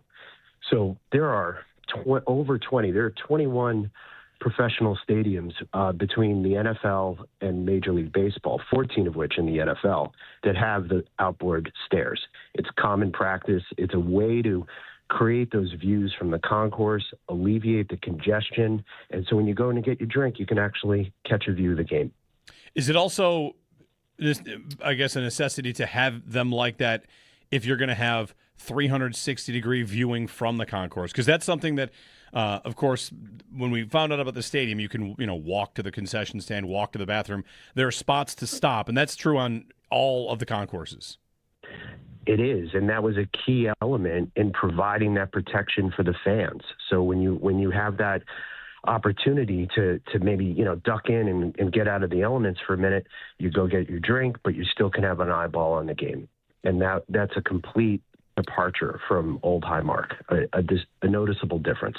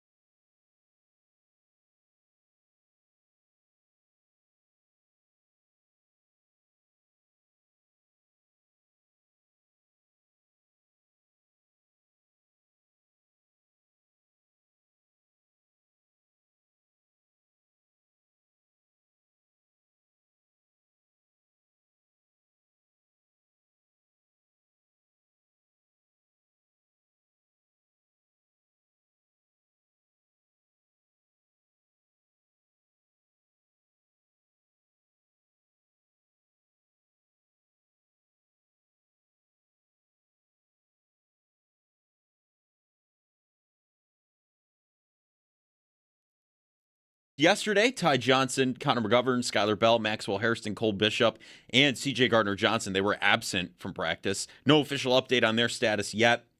Joe Brady scheduled to speak with the media tomorrow. Jim Leonard spoke yesterday as they gear up for their first preseason action against the Carolina Panthers at 1 o'clock on Saturday. In case you missed any of it, you'll find it on demand at WGR550.com. Around the NFL,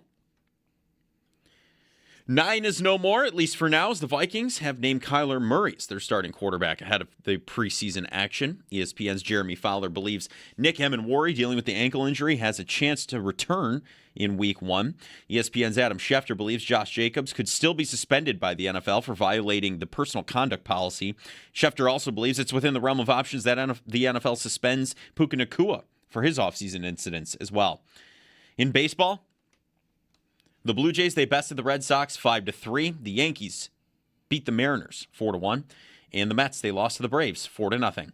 The Paddock Chevrolet Sports Headlines. Paddock Chevrolet with you for the extra mile since 1935. I'm Joe Cali for Western New York's Voice of the Fan, WGR.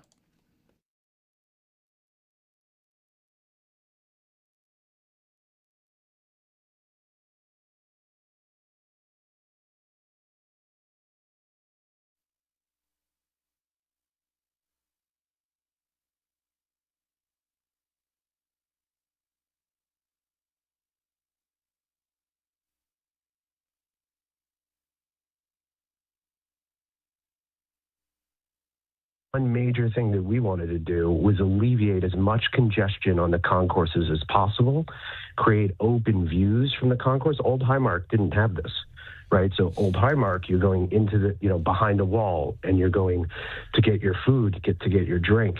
So we wanted to keep those stairwells out of that concourse and put them on that leading edge. And this is not unique to Buffalo. So there are over 20. There are 21 professional stadiums between the NFL and Major League Baseball, 14 of which in the NFL, that have the outboard stairs. It's common practice. It's a way to create those views from the concourse, alleviate the congestion. And so when you go in to get your drink, you can actually catch a view of the game. Jonathan Malley joined us at 6:30 this morning. He of Populous, Managing Director, Americas, and Design Lead, was part of designing the stadium. Have learned a lot about, by a lot, like below Architecture 101 and Stadium Design 101, but have learned a little bit about why those were there. Again, some of the controversy about the obstructed view seats, there are some that are not for sale seats that are not supposed to be sold for football games. Those are for other events, possibly. Those aren't the ones we asked about. The stairs in the position that they are on the 400 level. Joe and I are both in the 400 level, so we are walking up these stairs, and these stairs are in view of many people in the 400 level. So, okay, I just had a tweet on this, and I'll read this tweet. The question should have been, did the design elements obstructing thousands of fan seats get reviewed in the process, and if so, who had final approval? I think a clear point to make here is it thousands? It might be thousands that are dealing with some railing or some this or some that. Mm-hmm. All of it is definitely intentional. Like, they did it with intentionality. They didn't build the stadium and get to like, oh man, those stairs are in the way. And through conversation with Jonathan and a couple other conversations I've had to learn about, like, okay, why? Why is it like this? There's a lot of decisions to make. You don't have to agree with what they did, but if you want to know why they did what they did, there's a couple different reasons. One is the open concourse. The open concourse that splits the 300 and 400 level. Those are 2 levels. It's really one deck split in half by the concourse where you can see all the way around. If you had done portals or tunnels out to the field, that's the old stadium. The old stadium upper deck did not have obscured views blocked by stairs. You also couldn't see the game from the concourse. You couldn't turn around and watch from standing room spots on your way to the bathroom or on your way to get a drink.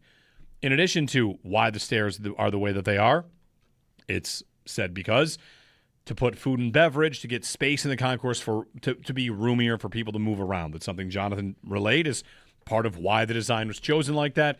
And one more thing, I just recently learned this, safety and code and all that stuff and railings, Joe. The old stadium was old. Mm-hmm. So many things that they had might have been like grandfathered in. Yeah. Think about it, there were no ADA platforms on the upper deck at the old stadium. You build a new stadium, you have to have ADA platforms. Like, there are codes for building new buildings that go into effect that if a building's built in 1973, you don't necessarily have to have the same code. So anytime you get a new stadium, you're going to add railings, right? And anything like that. More things get added because time passes and code has to be up to. So, again, you don't have to like the explanation, but that's a lot of the explanation. And for the people that are most affected by those stairs, I think those seats are tough and stink. And if someone feels misled, I feel for that person. Otherwise, if you feel like you got what you were looking at, which I do feel that about my seat, I carefully chose where I'd be. I'm happy to have the open concourses. I think a lot of the reasoning makes sense. This was not, we designed it in a day and got up there and oops. Like, these were concessions made. These were choices made. Right. We did this because of this. This is because of this. This. How did we get close to the field? By stacking decks. Yeah. So there you go. The latest on the stadium. You can listen to that segment with Jonathan Malley of Populous. We had it at 6:30 this morning.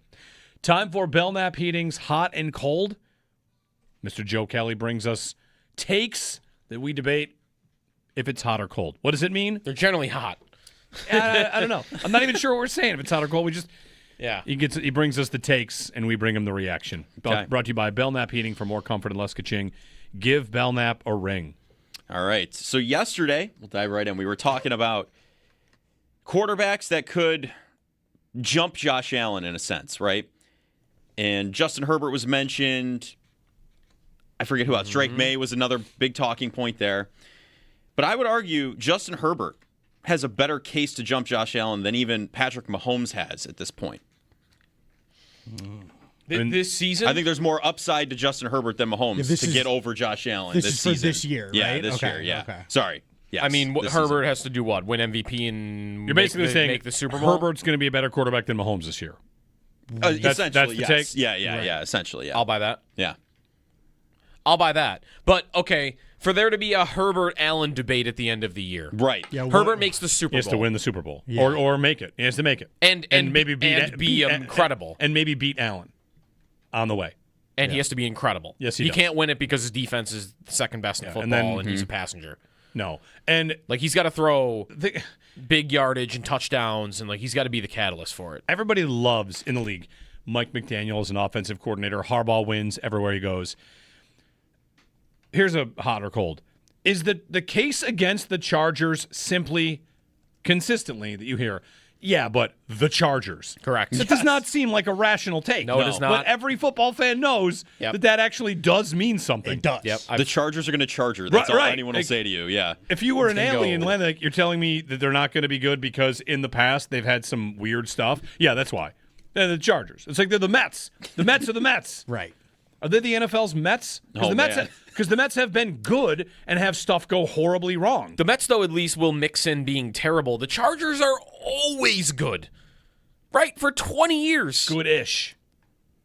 Yeah. Yeah. They always should be good, They're right? like knocking on the door, but they never bust it down any kind of way. I mean, like, expected Super Bowl appearances in the last 20 years. I feel like the Chargers are second in the NFL. And they haven't been there once. No, right? Between the Rivers era and... Well, they went in 1995. Right. I mean, yeah. Like, okay, Is that right? my 95? lifetime. Like, Stan Humphries. Like, part of my attitude on them this year, I want to buy in because of McDaniel, and I do like Herbert. Yeah. But I've spent a lifetime believing this is the year. Yeah, right. This is the year for them. And then they'll get 6 injuries, and they'll blow a field goal at the end of a game from 25 yards, and they'll lose. Last year, they, of course, lost both of their tackles, which, I mean, like, how many teams could sustain that? Right. Anyway. They've been 11-6 back-to-back seasons. Wouldn't it be the kind of thing where the Chargers finish the season 13-4 and their offense is amazing, and at the end of the year we're like, Justin Herbert and Mike McDaniel just got together, and of course it worked. Right, but we're all going to believe they're going to lose to whoever they're playing in the first round of the playoffs. Right. That's right. That's right. true. That's right. Yeah, they call him If Man, Justin Herbert too. So he's got that.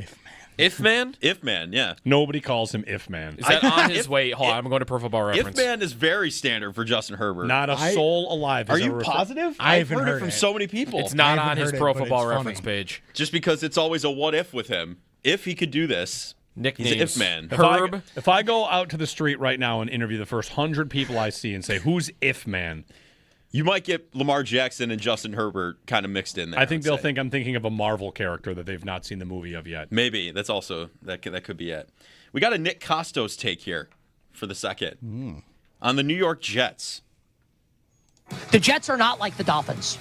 They are not, talent-wise, one of the worst teams in the league. And if Geno Smith can rediscover some of his Seattle form at quarterback, the Jets could win 8 games this year.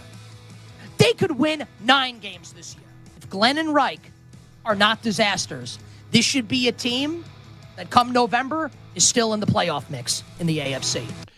All right, there's my problem.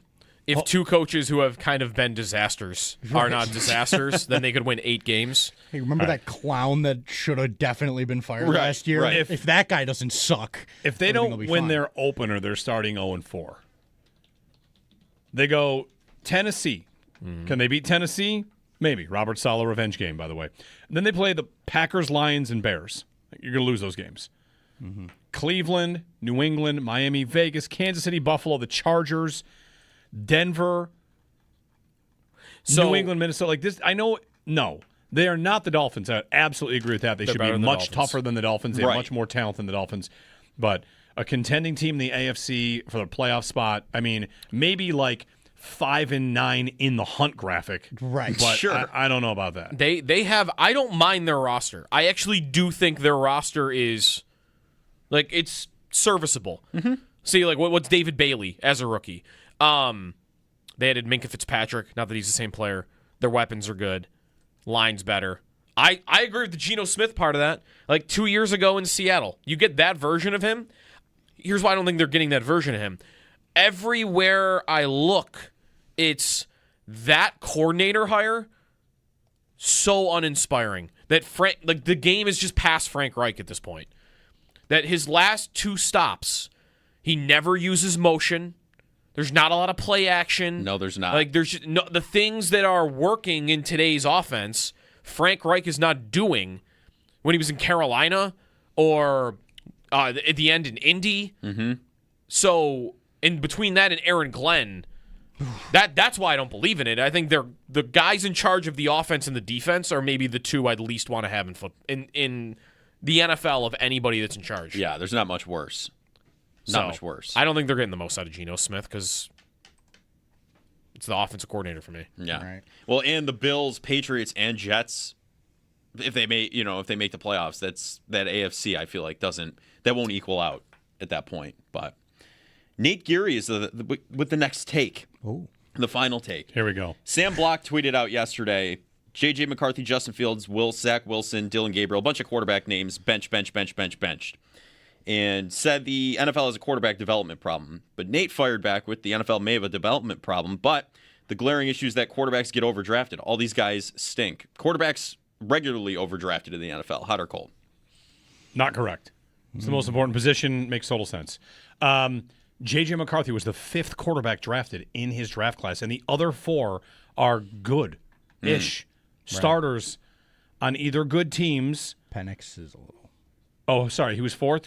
I thought it was May, Daniels, Caleb Williams, Bo Nix. Penix was first, so McCarthy's 5th. Yeah. Okay. And then Nix was 6th. Okay, Yes. Yeah. so the first 3, and then the 6th. Right. 4 out of 6 are on good teams, and some players are bad.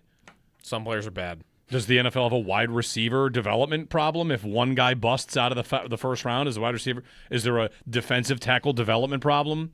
If a guy doesn't live up to his billing, no. Yeah.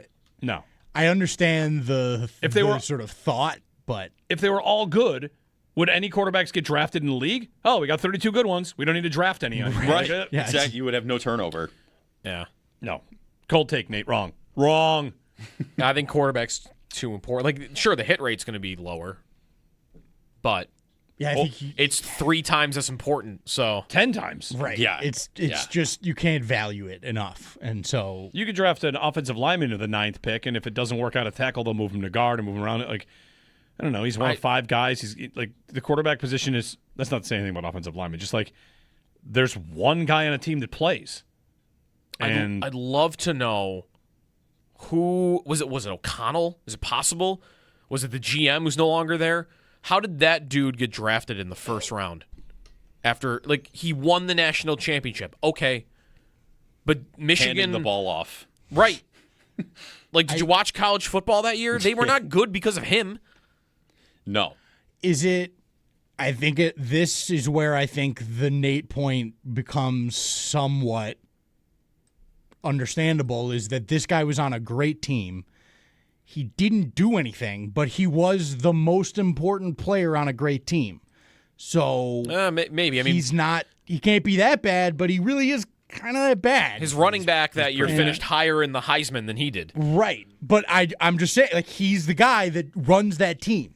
And so if we're valuing it to the point where these guys are going to get drafted, if that position is that valuable and that guy plays that position on the team that was the best, then you can get to, well, then he's going to be pretty good and I'm going to draft him. Well, let me introduce you to Jalen Hurts. Right. Yeah, right. That's what Jalen Hurts is. Yeah. Yeah. But I just think that is the place where I think you can get to Nate's point and it can be acceptable to me. Do you know who the running back was, by the way, that finished higher than him in the Heisman? Michigan? Yep. No. I have this in my head and I don't. Yeah, I can't me too. Get the name. Blake Corum. Oh, yeah. He had 28 touchdowns. Pretty good. That's insane. You drafted a quarterback that was on the team with a running back who had 28 touchdowns. Yeah, right. Yeah. How'd it go? Oh, he stunk. Stunner. Not that good. That's hot or cold. Brought to you by Belknap Heating. For more comfort and less ka-ching, give Belknap a ring. Good morning, Jeremy and Joe.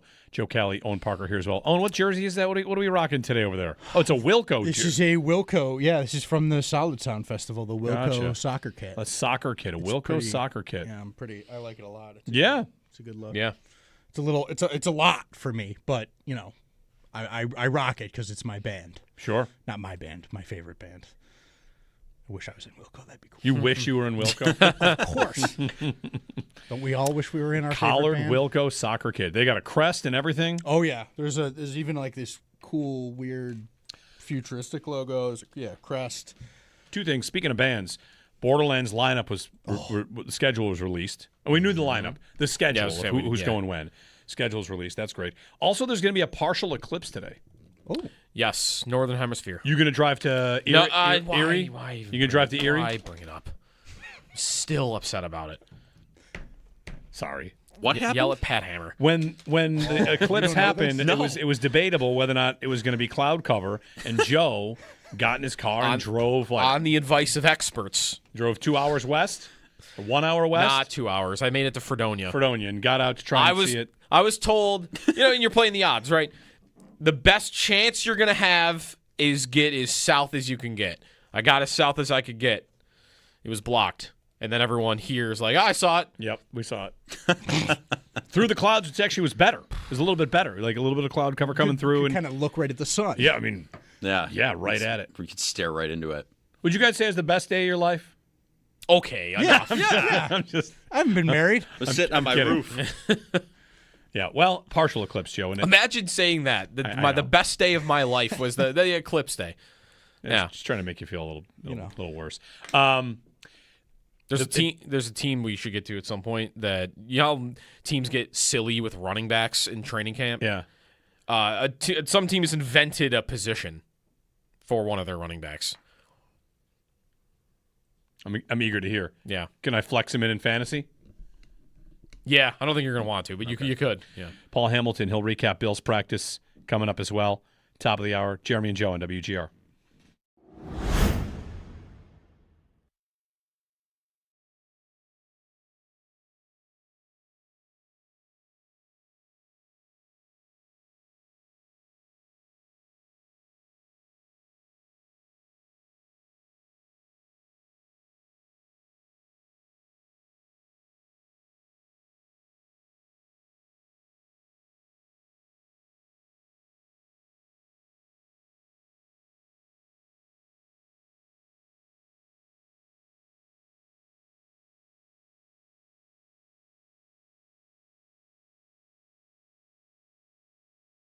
Comeback player for the Bills. Not in the maybe bounce back player is a better term here. Not like the DeMar Hamlin sense. Jeremy White here for AAA Insurance. Who is the Bills' best bounce back candidate? And I started to do the Twitter poll and realized that there were not going to be enough options for the poll. There weren't going to be 4 guys? No, there's like 15. There's too many guys. Well, let me guess. How many did you get to? I got to I stopped. 2? I stopped the exercise. I got to 2 and then thought filling out number 3 and number 4 is too difficult because I got to 8 pretty quickly. You could make a case for bounce back season is a totally fair thing to get to for them. Now, does bounce back have to be the guy has done something before? No. Okay. No. So it could be more even most improved player. Like sure. The MIP in the NBA has that. You might even want to call it the glow up season. There you go. Who is set for the glow up, as the kids might say, season? Well, I guess I would definitely imagine Coleman is on that poll. He was one of the first 2 names I wrote down. And again, this is a poll that does not exist. So you can't vote in this. Not yet. But you can call us about it if you want to. Josh Palmer. Those were the first 2 names. Right. Paul Hamilton is raving about Josh Palmer, having been at practice this week and seeing him. And he's getting some good reviews. And it's taking me back to when they signed Palmer, which was, this is a fairly nice receiver. I like this move generally. And again, you would have wanted somebody over top of him. And now they have that. So I'm slowly being led back into remember, you kind of used to like this guy as a ancillary piece. So anyway, Keon Palmer. Who else? Did Terrell Bernard make the cut? He did make the cut. Terrell Bernard played a lot of last season. Injured. Yeah. He was not very good when he was on the field. No, that's right. It was a bit of a liability in a lot of ways, and a lot of it was maybe we're not getting the full Terrell Bernard. So, yes, he's on the list. Tyler Bass? Tyler Bass is on the list. He did not play he missed, at all. Yeah, the whole season. Sure, could he have a bounce back or a glow up season? He was further down my list.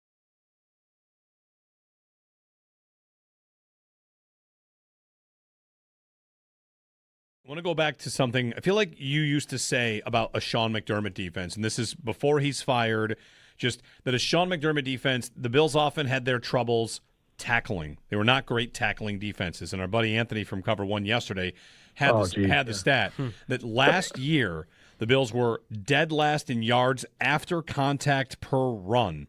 And it was the worst of any defense since 2019. Guys would run on this team and run through contact and get more yards than any team gave up since 2019. And Joe, like, did you ever have a theory on why that was the case? Was that a consistent problem of a McDermott defense? The tackling? Was it design? Was it type of player? And how will that change? Because Jim Leonard brought up the idea that tackling's been an issue, finishing has been an issue. So what are the avenues to make sure that they do move up again from 32nd? They're going to go somewhere. But what did you see that led to that? Yeah, it's a good question, and I think bad tackling's been a characteristic of the defense for a number of years. So I think there are some structural things that lead to poor tackling. Not that the Bills have a bunch of defensive players that are not good at tackling. I think it's hard for them to tackle in that defensive structure for a number of reasons. I would start with the never really being heavy in the box, right? It was a lot of playing top-down defense, so a lot of too high safety looks, and so you're never really in a position with consistency where you have a math advantage with players in the box, and so you're having 4 down linemen and 2 backers and then a slot corner, where this defense is going to have a lot of 5-man fronts. I mean, when they're in base, it's 3 down linemen, 2 walked up outside linebackers, plus the 2 inside backers. And so that spacing is just really, really different. There's just a lot more bodies that allows you to get more population to the football. Then you have a defense that under McDermott that was more up the field and more penetration style. The team with a new position that they're inventing, unless someone else has done this before and I've just never heard of it. The Ravens have a joker position. On defense? No, it's running backs. Who's the joker? I think pass-catching running backs. Adam Randall. And also Justice Hill, maybe. Okay. I think it just means pass-catching running back. Make your fantasy adjustments. Starting at joker. Joker. We'll see what Paul Hamilton has to say. If the Bills have a joker running back. Ty Johnson's hurt, so maybe they don't. Frank Gore can be the joker. I don't know. Paul Hamilton, when we get back, he's been covering Bills practice the last couple days with Sal out.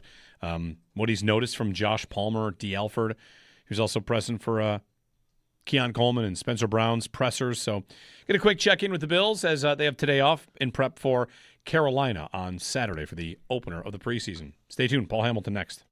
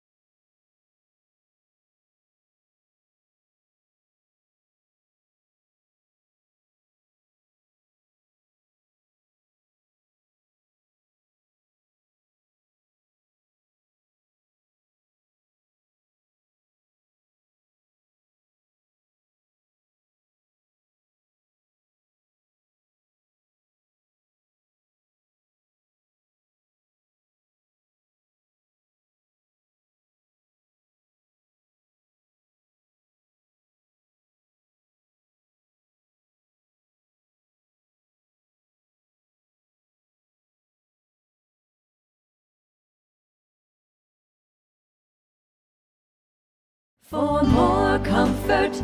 Now's the perfect time to make yourself comfortable with a new electric heating and cooling system from Belknap. In Western New York, summer and winter bring extreme temperature conditions. Make yourself comfortable with Mitsubishi electric heat pumps, designed to keep your home cool in the summer and warm in the winter, no matter how hot or cold it gets outside. Call Belknap today to learn more. I'm Gary Garflo, president of Belknap. We work on your schedule. We don't charge more for weekends and evenings. That's why we say, give Belknap a ring.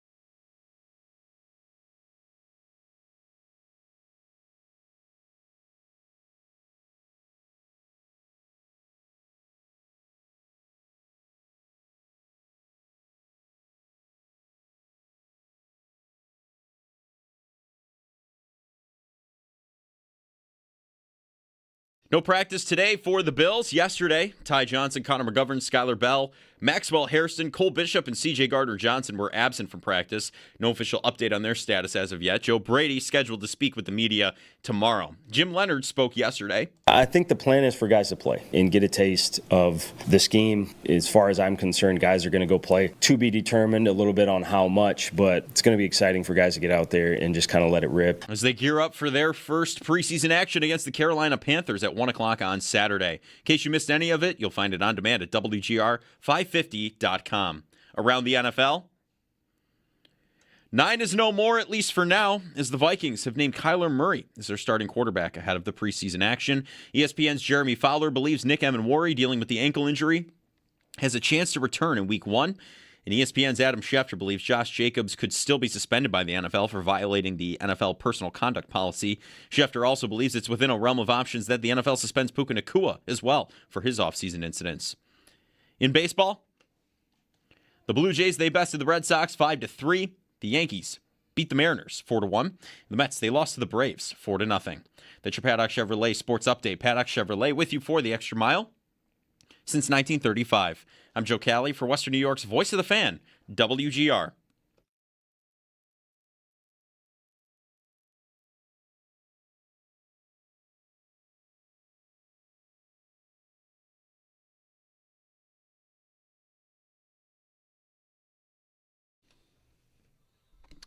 Paul Hamilton, normally our Sabres reporter, has been covering the Bills this week as they continue practicing, getting ready for the preseason. Preseason opener is Saturday against the Carolina Panthers at Highmark Stadium, and Mr. Hamilton joins us on the Western Hotline. Paul, good morning. Good morning. How are you? What's it like covering the football team instead of the hockey team, you know?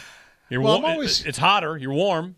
I'm always around at this time of year and through OTAs. This year, though, I didn't start on day one of OTAs because I had something new to do. Cover the playoffs. Right. So, I didn't get there till towards the end of OTAs and just usually help out Sal until hockey starts. But Sal's out in Cooperstown, so he's having a great time with a baseball team. So it's just me doing it this week, and it's a lot of fun. Yeah. You got a couple pieces up on our website, WGR550.com.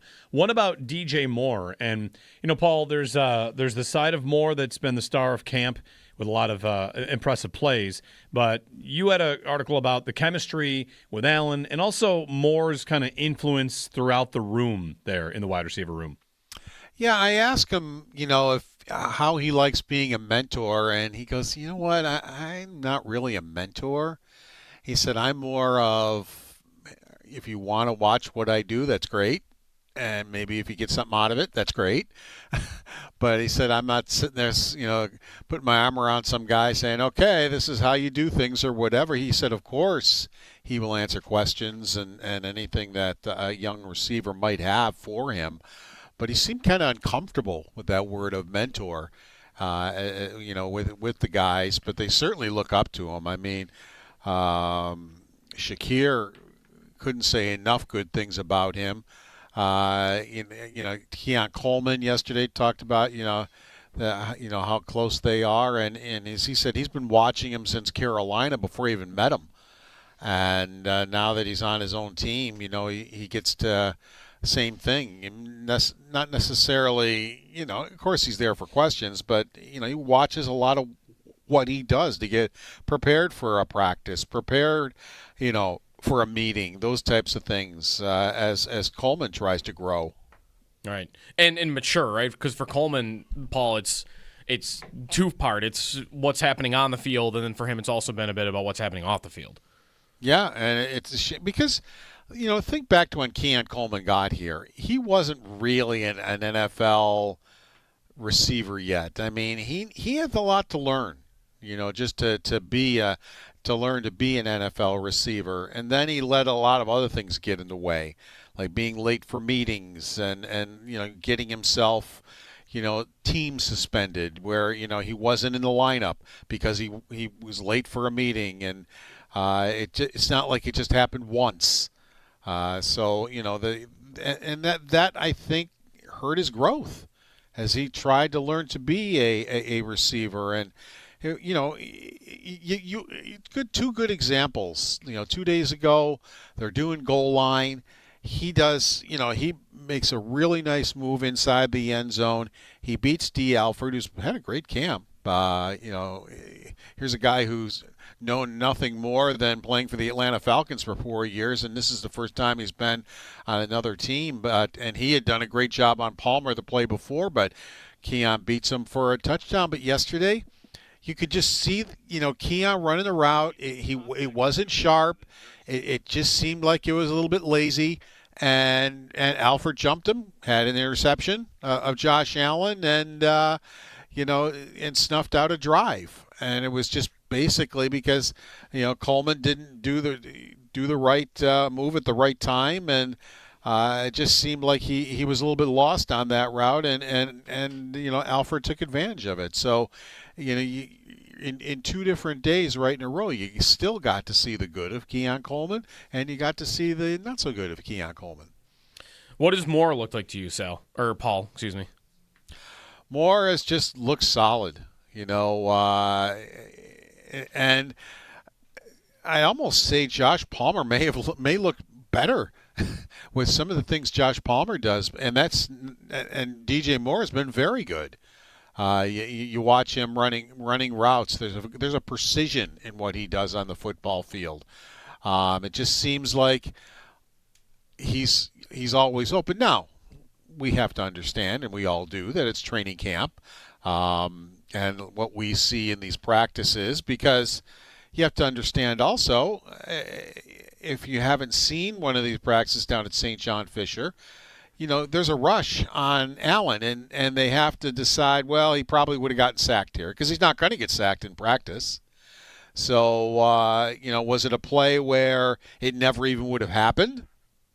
Because he would have gotten sacked. Ed Oliver's been in his lap quite often, so far in this camp. And so, there's different factors that you'll see, and we'll see how much they play in the preseason. Josh Allen may hardly play at all in preseason. This is a new head coach, and he didn't play a whole lot under McDermott when it came to preseason football. And you look at it, he's got new receivers, and but is it worth it to be throwing Josh Allen out there in preseason games, or give him a series and then say put your baseball cap on and watch the rest? So, we'll see if Brady gives us any edge on that tomorrow on what he's planning on doing with starters and with Josh Allen. They have 3 games in total. And thinking back to years past, you've got a preseason where Allen throws 3 passes. You got a preseason where he throws maybe 20 passes. I feel like that Brady, Paul, may leave it up to him and maybe last year he didn't play at all. They're protecting him even more. It's probably a give and take between the coach and the quarterback. Like, what do you feel you need? You want to get out there and throw one in the new stadium because, people are going to be there. You throw like one drive and get out. So the way that this organization goes, it could be up to Joe Brady, but I think it's probably more likely up to Josh Allen. I remember, and I don't remember what year it was, he was supposed to play a series, but the series was like 3 plays. And they decided to give him one more. Yeah, that might have been when they played in Pittsburgh, because either that or there was a Pittsburgh joint practice where it rained a lot, or he got a lot of work in the scrimmage, so or the joint practice, they decided not to. Yeah, it's always like a moving target what they're going to ultimately do. Yeah, and this is a new head coach. Sure, Brady would have been in on the decision with McDermott, but ultimately it was McDermott's decision on what he wanted to do, and now it's Brady's decision on what he wants to do. So, a different head coach might think, you need to go a different way to get yourself ready for the regular season, and so it'll be interesting to see how Brady handles it. What has stuck out to you about Brady, Paul? Anything that really is notable that you see as differences between a camp run by him versus McDermott in past years? He's on that walkie-talkie, and he's up ahead of the offense. He's near the sideline where he always has been. I mean, I had no trouble finding him when so it's been the same that way. But you also do notice he'll be in on the defensive huddle from time to time. I think a lot of it is just to fire the defense up to do something against the offense. We have found out in camp that Brady has gone to Leonard and said, "Come on, give us a bunch of looks here. I want Josh Allen confused right now," type of a thing. And well, it's not hard for the Buffalo defense to give a bunch of different looks because they're doing a different defense. So that's not a hard thing for them to do, to throw something at Josh Allen that at least he's never seen from this defense or never seen in practice. So Brady seems to like that, trying to confuse them. And the players also say, he still will come down on the offense probably a little bit more than he will on the defense, during practice, and trying to get them going. Paul Hamilton joining us on the Western Hotline. He's been covering Bills practice these last couple days, and the next preseason game is Saturday against the Carolina Panthers. Maybe tomorrow. Brady's going to speak tomorrow, and like you said, Paul, maybe like outline what their plans ultimately will be. So we'll wait for that. Paul, a moment on the Sabres, if you will. Yes. Why not, right? Sure. We've been joking in here, it's cottage season, right? Every insider's off at some cottage somewhere. And in your experience, when does cottage season end and things get back to business? Because, we've got a couple in this room in the studio maybe holding out hope that there's still another move to come for this team, and that it's just on that the transaction wire is also on cottage season. I always wondered, should I be out buying a cottage? Should I be? You got to get a cottage. Yeah. But yeah, and you know what? It's simply with Jarmo Kekalainen, prices need to come down. He's not going to get ripped off for these players, and it looks like nobody wants to be ripped off for these players because they haven't been moving. Some of the guys that people thought might be moving, and Hellebuck would be one of them. Dylan Larkin is another one. The Red Wings are in transition, and what does Dylan Larkin think when the Red Wings finally do hire the full-time GM? Does that change his mind? Is he waiting for that? Are the Red Wings waiting for that? Or is it just a simple thing, the Red Wings still want what they want and other teams aren't willing to pay? Well, right now, 4 other teams aren't willing to pay that because that's all Larkin has said that he would go to. So, I think prices are going to have to go down before Kekalainen is going to step in there. I mean, I've said all along, Dylan Larkin is the guy I would overpay. I would throw the extra prospect in or what it would take to bring him in. Probably the only one that I would overpay for because he's signed. You know what you're getting with him. I think he is, really would be of the most use to the Buffalo Sabres. So if he were to finally say, yeah, I'll come to Buffalo, that's the guy I really would go after. And if it takes an overpayment, I personally would do it. Yeah. My optimism, Paul, is, like Friedman said it the other day, it's kind of where I've been, in being optimistic that there could still be a deal. He said that he still thinks Hellebuck would get moved at some point. Could be one of those things that picks up closer to camp, and that by all accounts, he's not budged on his wish to be moved. Like, as you said, like, okay, we're not going to go over the moon to pay a price here. The longer it goes, who does that benefit? Because if I'm a team that was talking about Larkin or Hellebuck around the draft, and they're still sitting out there, like, aren't I just making a bet that, like, you guys can wait? Once you start getting around camp, if they still don't want to be there, then you're the team that's going to have their price come down, right? Like, so I don't know. I feel like GMs, players, everybody will start congregating once camp gets closer. And if Larkin and Hellebuck still want to get out, I don't know. I feel like Winnipeg and Detroit are going to probably have to make a trade and probably have to bring their price down. And Friedman has been very consistent about this throughout. He's still saying it. He was saying it, back before the draft that he feels that Hellebuck eventually will be moved. So he has not shied off of that whatsoever in his belief. And it doesn't, he develops an opinion using a lot of the information he gets from GMs and that type of a thing. But, as he said, it's not like there's been any movement recently or anything like that. Mm-hmm. He just feels that's the way this is going to go, and this is the way it's going to end. And he's believed that since it started. We don't know when training camp is yet, by the way, right? Like, we know it's in September, but there's not dates yet. I would count on it being a little bit earlier than usual because the season's earlier.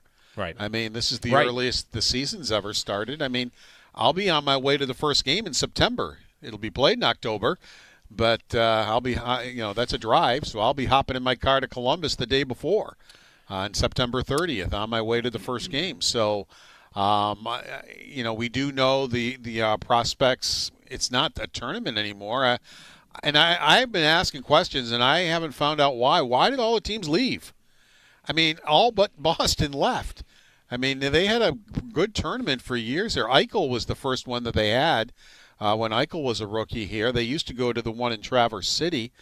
And, Ottawa, Montreal, Pittsburgh, New Jersey, all these teams were here and left. And I can't figure out why. So this Boston thing, from what I'm understanding, is it's 2 games in Buffalo this year, and then next year it's 2 games in Boston.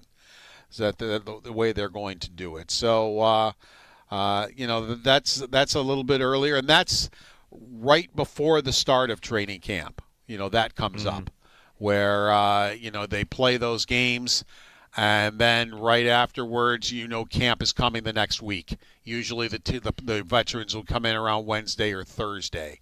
That's a week earlier. Everything, I think, is just pushed up because the season is starting earlier. Right. And there's fewer preseason games, too, which is a real shame. I know that really upsets everybody that, we can't sit through more preseason games. They're basically the Rochester Americans playing. Mm-hmm. Paul Hamilton on both the Bills and the Sabres. Thank you, Paul. Take care. He's on the Western Hotline covering the Bills this week. 50 days until the Sabres opener. We got to have our ticket draft. We've got 50 days to figure it out. Actually, I guess... Well, we don't need to draft the preseason games. We need a ticket draft. We also need – so Joe and I split tickets now. We got in for the playoffs, and we have 4 guys in a ticket share. And season ticket holders got a free gift they could pick. And we picked a Sabres bomber jacket. This is a gift for all season ticket holders. You have till like today at noon to do it, Sabres fans. So if you go through that process and you haven't done it yet, and we're talking about like passing the bomber jacket back and forth – yes. Whoever goes to the game is just going to wear the bomber jacket. Yes. Let's get stupid. Jerseys out. 19,000 bomber jackets in the stands. Okay. How about it? We all just – it'd be like the old days when you see money. Sports baseball from like the 20s and all the men are wearing the long coats and the hats. In Buffalo, they just wear bomber jackets. Everybody goes to the game in a bomber jacket. That'd be pretty cool. Bomber jacket we could have night. I was going to say, we could have bomber jacket night. Yeah, because a lot of money in those jerseys to just rot away in the closet. Speaking of which, the jacket says season ticket member on the arm. It does. So you're like, it's a members only jacket to a degree. Like, yeah, that's right. Yeah, that's right. And Rockin' Around says season ticket member. Yeah. Although we were splitting it. Anyway. Right. Jacket time. Yeah, we're going to have to pass that thing around when. I mean, I want to wear it to whatever first game I go to is. Should we go to the open? Should we try to take over the opener in Columbus? What are the chances we could do that? The open in Columbus. I'm down for a little road trip to Columbus, maybe. Opening night, get in there and take over. What are the Bills doing that week? It's October 1st. Yeah. They play home against New England on Sunday. And then just go to Columbus? Be back by... No, I mean, Thursday is the Columbus game before that. So, that kind of checks out. The Sabre fans have taken over Columbus a lot before, I've been there for that. Okay. I'm into this idea. Take over Columbus for their home opener. Are they giving away some home opener gift or something? Get the Columbus Blue Jackets magnet schedule. Did get a magnet schedule for going to the blue and red. Now have a Bills magnet schedule. Yes, I also have them. Very exciting. Yep. So anyway, 803-0550, Sabres home opener, and then the Patriots game the next day. It's coming up. So the Bills only have 3 games before Sabre season begins. Wow. That's fast. I wonder if that'll be any different because typically... It's because the Bills season starts later and the Sabres season starts earlier. Yeah, by a couple weeks, I think. Because the Bills season starts on the 13th, which it feels like it's as late as it could possibly start. Yeah. Based on Labor Day. Because you're not Labor Day weekend, and Labor Day is late this year. It's the 7th. Like last year, the season began on September 7th. Yeah, so it's full 6 days later. And then the hockey season, they added 2 games. The hockey season begins like 3 or 4 days earlier. So they are very close together, and we'll be going fast and furious. That typically, the Sabre season's always great when it begins, but it's Bill season is going on, and like Sabres hype and hope is usually waning. So it's, all right, like, you're here, great, I'm going to watch. I'm going to kind of put you over here, though, a little bit, because like we're doing the Bills thing here. And I wonder how different that will be this season, now that there will be plenty of expectations on the hockey team right out of the gates as October begins. The Islanders have picked their 8 finalists in the jersey vote. They had a 3rd jersey design competition where fans could design their own 3rd jersey using a palette and a website, and they got 80,000 designs, and they picked their final 8. Yeah. And the internet world believes the Islanders have fixed this thing from the start. And I also believe that. Fully. Yeah. I mean, it wouldn't be hard to fix 80,000 suggestions. You might think it's only possible to get a certain amount of combinations the way they laid out their site. They showed a behind-the-scenes video where there are way more machinations. There's a black one. But what I mean is they made... Every option you got to, like jersey style, jersey color, logo, there were only like 5 or 6 options with each.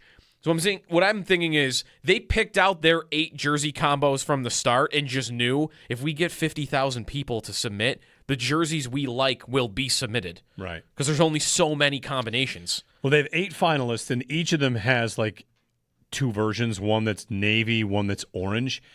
And I feel like I could predict right now which one if they're you give me pick. two of these final 8 versus the field. I feel like I absolutely – they have been set up to fail. They put a fan one they don't like up against another one. Yeah. And they're just – like there are 2 concepts that are very different from the others, and they are against each other in the first round because they just want that one out, and they're not going to take that jersey. Aren't they going logo versus logo? Or I think all the same logos are matched up against each other, I thought. Yes, there's like a blue version and an orange version, but if you but it's the NY versus the NY. It's the lighthouse versus the lighthouse. And it's the fisherman versus the fisherman. And then what's the bottom right? It's like script versus script. It's aisles and big block letters against aisle. The 2 that would be the most different by a lot meet in the first round. Very NHL of the bracket to do. Look, it's Tampa and Toronto in the first round, or whoever. Like you got 2 of the best teams in the first round because that's how the NHL format works. So wait, do you think you know from how this is set up what they're going to pick? Definitely. Which one? They're going to either pick if you go to the Islanders website, the top right, which is the old fisherman one, will be a finalist against the bottom left NY with the hockey stick. Book it. That'll be the final. 100%. Bottom left NY with a hockey stick. Remember when the Sabres hosted a fan vote on, the goal song? And we thought... Did they really do Yeah, that? and Kickstart My Heart one. Again? Okay. Is that happening again this year? I don't know. Which song would we vote out first? Kickstart My Heart or Mr. Brightside? Feels like there's a movement to get Mr. Brightside to be, sunset. Honestly, I want Mr. Brightside out. Shout out to Labatt for Labatt tweeting Blue that Light yesterday. tweeted Yeah, that. I'm hammering Mr. Brightside. Is that someone with access to the account accidentally did that, or did the beer just decide I don't want that song anymore? The beer said no. They spoke on behalf of Blue Light. I think the Beard made the decision. It's kind of ruining the song for me because it is so overplayed now. Yeah. I feel like I want my song back. Right? Like I want to hear it at a couple weddings a year, and like the once or twice other times it comes on. Like now it's like I've heard this 15 times in the last 2 weeks. Yeah, it's not in great. the fall, usually. Not that we hear it 15 times in the stadium. They only play it the once. And everyone uses it for Bill's social media edits too. It's just too much. We got to get rid of it. Yeah, maybe that's my problem is the amount of edits, videos I hear with it on. Maybe that's the bigger part of it. Yeah. Not that I like Kickstart My Heart as a goal song. No, it's also annoying and bad, but it's not that bad. It was good last year because we couldn't hear it. Right. It was so loud. We were all cheering. It's pretty awesome. You guys just are haters. Like Haters. A lot of haters. Darlene scored to tie Game 7 with 10 minutes left, and I didn't hear a word of Kickstart My Heart. Right. That's true. Not even a little. They lost Game 7 of overtime at home in a playoff series. Uh, you believe that happened? Did I tell you that I watched back Game 7 recently? Yeah. Mostly like the third period on because I wanted to remember how close they came to winning it, and overtime was a little different, but the 12 minutes after Darlene tied it, it's incredible they did not win the game in regulation. They had 15 chances. Yeah. And Montreal had one. They had like one breakaway, and that was it. Brutal. They dominated. I had a good friend reference that he thinks about the Tage Benson 2-on-1 all the time. Oh, yeah. And I thought, so bad. I don't think about it, and I haven't gone back to watch it. Oh, don't. And I didn't. I still haven't. Benson's got the whole net. Do not go back and watch it. It will make you furious. Benson's got the whole net. Furious. Because he does the dumbest thing you could possibly do in that situation. It's such a Tage moment. Like, I'm going to do this super cool thing. Yeah, like, he wanted to be the hero, right? Yeah, of course he did. He wanted to backhand toe drag a guy that was laying down. Yeah. And he skated right into him. When the guy who had been the hero in the playoffs was sitting right there to be the hero. Waiting to do it. And he was I don't think he was on his one-timer. So he probably scores, but I don't want to assume. No, he's a lefty. I don't think there's any way that he doesn't put that in. Like 90% he scores. Yeah. Okay. Good times. Oh, I'm so mad. Good times. Connor Helbig would make a difference on that play. Huh? No, not that one. But Maybe, he stops the goal maybe that the next one. Newhook scores. Yeah, maybe. That's what he does. 803-0550 if you want to be a part of the show. Join us. We got wide open phone lines for you. Jeremy and Joe on WGR.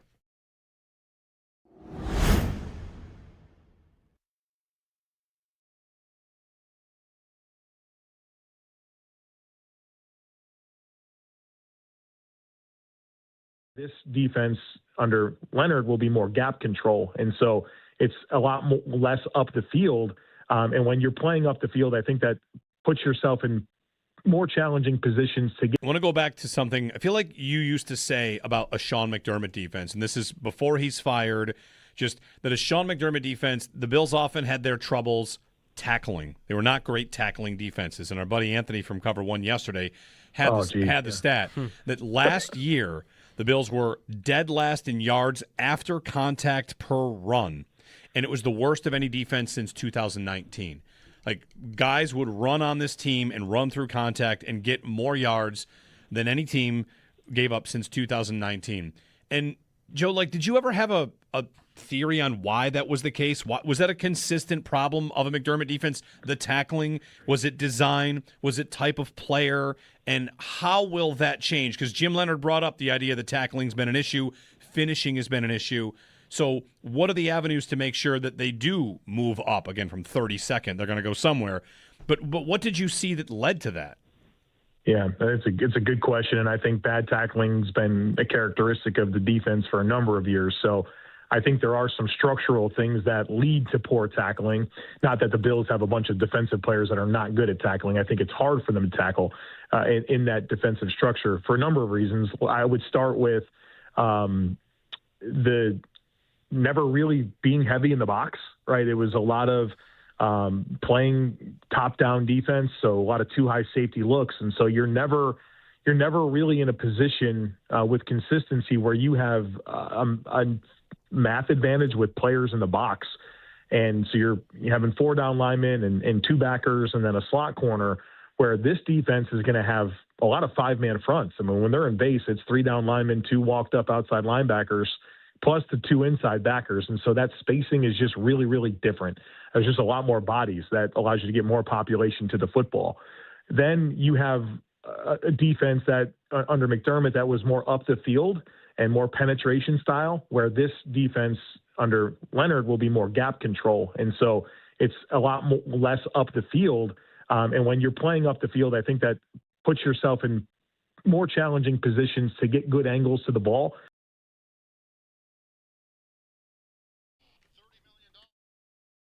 The top deck, as Joe just mentioned, is very steep. There are also entry points that are in front of the sections, and there's been plenty of stuff posted on social media, some railings, some stairways. How does the design get to a spot where those are in the spots that they are? Are there concessions made? Because, I mean, as we've talked about it this week, Jonathan, I didn't really believe it was a flaw. Feels like that's something that's in there because of something else. So how do you get to a design where the stairways are where they are, going from the 300 concourse to the 400 seats? Yeah, I mean, starting with just the building type, right? Stadiums in general or airports, right? These are some of the most complex buildings in the world that we have to deal with. When you think about that, all of design are trade-offs. And so one major thing that we wanted to do was alleviate as much congestion on the concourses as possible, create open views from the concourse. Old Highmark didn't have this, right? So Old Highmark, you're going into the, behind a wall, and you're going to get your food, to get your drink. So we wanted to keep those stairwells out of that concourse and put them on that leading edge. And this is not unique to Buffalo. So there are over 20, there are 21 professional stadiums between the NFL and Major League Baseball, 14 of which in the NFL, that have the outboard stairs. It's common practice. It's a way to create those views from the concourse, alleviate the congestion, and so when you go in to get your drink, you can actually catch a view of the game. Is it also, I guess, a necessity to have? No practice today for the Bills. Yesterday, Ty Johnson, Connor McGovern, Skylar Bell, Maxwell Harrison, Cole Bishop, and C.J. Gardner-Johnson were absent from practice. No official update on their status yet. Joe Brady scheduled to speak with the media tomorrow. Jim Leonard spoke yesterday as they gear up for their first preseason action against the Carolina Panthers at 1 o'clock on Saturday. In case you missed any of it, you'll find it on demand at WGR550.com. Around the NFL, 9 is no more, at least for now, as the Vikings have named Kyler Murray as their starting quarterback ahead of the preseason action. ESPN's Jeremy Fowler believes Nick Emenwari, dealing with an ankle injury, has a chance to return in Week 1. And ESPN's Adam Schefter believes Josh Jacobs could still be suspended by the NFL for violating the personal conduct policy. And Schefter also believes it's within a realm of options that the NFL suspends Puka Nacua for his offseason incidents as well. In baseball, the Blue Jays, they bested the Red Sox 5-3. The Yankees, they beat the Mariners 4-1, and the Mets, they lost to the Braves 4-0. That's your Paddock Chevrolet sports headlines. Paddock Chevrolet, with you for the extra mile since 1935. I'm Joe Cali for Western New York's Voice of the Fan, WGR.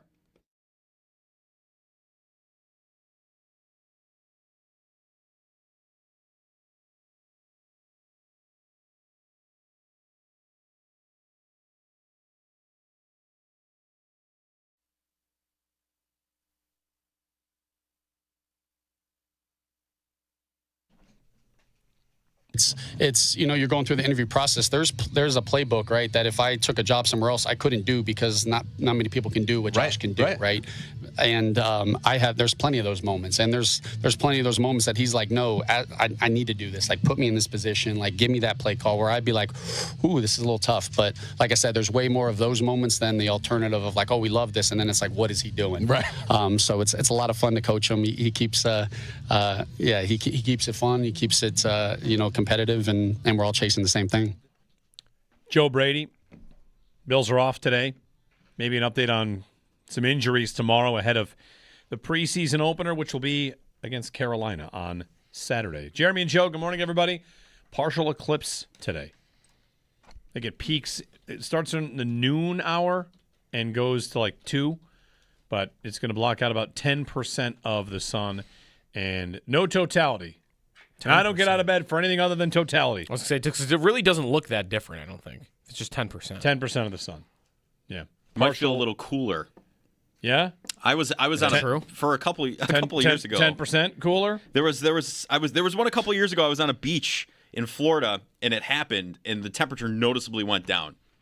Was it a full eclipse, though? Doesn't it just work with clouds also? I guess you're right. Yeah, that could. It's shade. It's called the shade? Yeah. Shade. So that's right. All right. Spain and Portugal are some of the spots that get totality. Western New York, not so much. It's too late for that, I think. Yeah, begins at 12:58, maximum at 1:42. So bust out those eclipse glasses. Could we get to Portugal by 1:42? No, we couldn't get to Portugal by 1:42. No, it's actually, I think it might be 1:42 in Portugal. Oh, right. Wait. But does that mean it's happening in the next 5 minutes? I don't think. My brain hurts too much to think about it. It's not going to touch 80 today, so it's not even really like we need it to be. It's not that humid either. It's kind of nice. No, today's nice. DC and Hamburg. DC, good morning. Yeah, good morning, guys. I just want to bring up a couple points. Obviously, we spent $2.1 billion on a brand new stadium for the Bills, and now we're finding out there's obstructed views for quite a few people going to the stadium. Cost as far as the taxpayers is pretty high.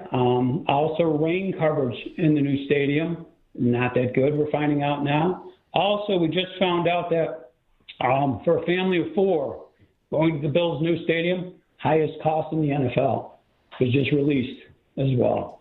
So, with all these issues in the new stadium, I'd like to know what everybody thinks about that. I saw this story. It's going around like the Action Network has done a study that the Bills now have the most expensive stadium to attend for a family of 4. And this is going to get to a root question, which is how much does it cost to go to a game? Is it the face value of the ticket, or is it the secondary value of the ticket? Because does the Action Network include the PSLs? Because there's no way the Bills have the most expensive ticket in the league. Just right, because just don't think it's possible unless you're doing secondary pricing for the first 3, 4, 5, 8 games in a new stadium. And regarding the canopy, I don't know what to tell people about the canopy. The canopy did nothing to surprise that many people, right? It covers 60% of the seats. Yeah, it's some days going to be a different 60%. Yeah, some days because of wind. You can be covered by for snow or wind, and I don't know. I don't know what to tell you about that. Yeah, I mean, I think what I'm seeing is the way they did it was by the secondary market. Okay. Which is not really, I don't know, that's a very small percentage of the stadium, isn't it? Maybe not a very small percentage, but the majority of your stands every day are going to be filled with season ticket holders. So that's the price you should be looking at. And, right, the Bills have PSLs, but what are their PSLs compared to what it was in Los Angeles or what it was in Minnesota, Vegas? Some of those are cheaper. I think Minnesota was cheaper, but not all of them. So that plus your season ticket price, that's what I want to be asking. Not, hey, what is it for Bills Lions? It's $600. Well, it's the first game in the stadium ever. Right. Call me in a year when they host the Lions. It's probably not going to be $700 for a get-in price on SchmubHub. It still might be expensive, and life in the NFL. Sure, everything's more expensive. Eggs, everything's more expensive, and there's a delicate conversation around finances and paying money to go to a stadium. It might be harder to go to a single game than it ever was before because all the seats are like PSLs, but there'll be standing room seats. I guess the question I would get to is, like, they made this decision, and for the long-term interest of the franchise, shouldn't tickets be more expensive than they were in the old place? You're getting a significantly upgraded experience. If you buy a nicer car, it costs more, right? It costs more. And if, in this case, in order to attend a game, you have to pay more now because they built a new stadium. Is it ideal for everyone? No. Is it ideal even for the people that are doing it? Probably not. But kind of had this point yesterday. This is the same as J.J. McCarthy making more career money than – did he make more than a Hall of Famer that played in the 80s? Maybe, right? First-round pick, got a lot of money. The league is expensive now. But, yeah, I saw this from the Action Network, and I don't want to just entirely dismiss that the games are more expensive, but I just have a tough time believing that study is we're going to hold up. Yeah, I think what's inflating that a lot is what I'm looking at is the most expensive games to attend in 2026 on secondary markets. Okay. Bills-Lions is number 1. The first game in a new stadium. Bills-Chiefs is number 3. Thanksgiving night. Yeah. Brand new stadium. You have 2 of the top 5. But that's the median. Can you check last year's? That's the median resale price. What were last year? Do you know last year's highest resale games? Like, would the Bills have made the top 10? It's possible. They made it for Baltimore. The opener would have been a high-profile game, right? Sunday Night Football. But the highest resale market games of 2025, my guess is the Bills don't occupy the first and third spot. No, I would. No way. No way. I think Bills Chiefs every year was running up a pretty high mark, but I don't think. My guess would be not to the degree that other teams with new stadiums. To the same point, you could get into the perfect game, the Patriots-Bills perfect game. Right. You could get tickets on the secondary market of that game for like $12. It was a first-round playoff matchup. It was cold. Maybe not $12, but maybe like $40, $50. So I don't know. I've got one site that's got a list of the top 10. Same thing. Median ticket price for resale market last year, and none of the top 10 are Bills games. Okay. Most of them are Cowboys games. But not all of them. Cowboys, Eagles, Cowboys, Raiders, Packers, Lions, Steelers, Lions. A lot of Lions games actually in here. But yeah, no Bills game. Eagles, Chiefs. And this year the Bills are number 1 and number 3? Yeah. In terms of what at the moment the tickets are listed for. Yeah. 803-0550. Thanks, DC, for the DC and Hamburg for the phone call. Regarding the obstructed seats, there are several, of course. There are a lot that might have staircases in the way. If you missed our conversation with lead designer from Populous, Jonathan Malley, who is involved in the stadium, how it was designed, how it was built, choices they made. Managing Director, America's Design Lead with Populous, Jonathan Malley. That was at 6:30. We've given thought to replaying that. Maybe we will at 9:30, or you can go back and find it. But we asked why the stairs are where they are, the obstructions, the railings, and there are reasons for all this. Is it ideal? I don't know. I don't know if they can make everything perfect.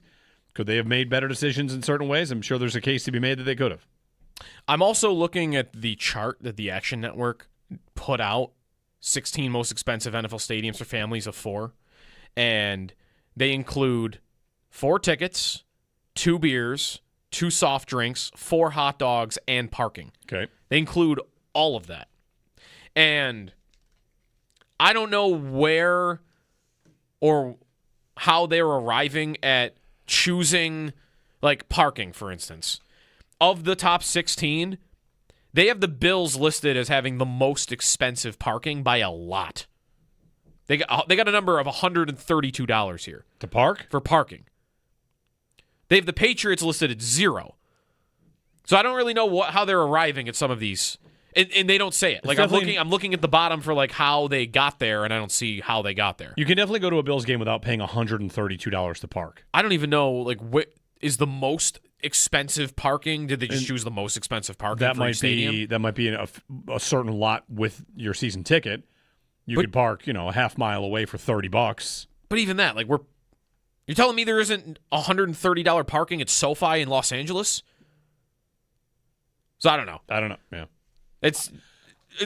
that call is in reference to a chart that is not really being very clear about how they arrived at some of their, like, where the numbers came from. Right. I tried to look into it too and could not find it, and thought it's the kind of story that gets repeated a million times by all, put it on the news. Like, all right, well, how'd you get to that study? You can't find that.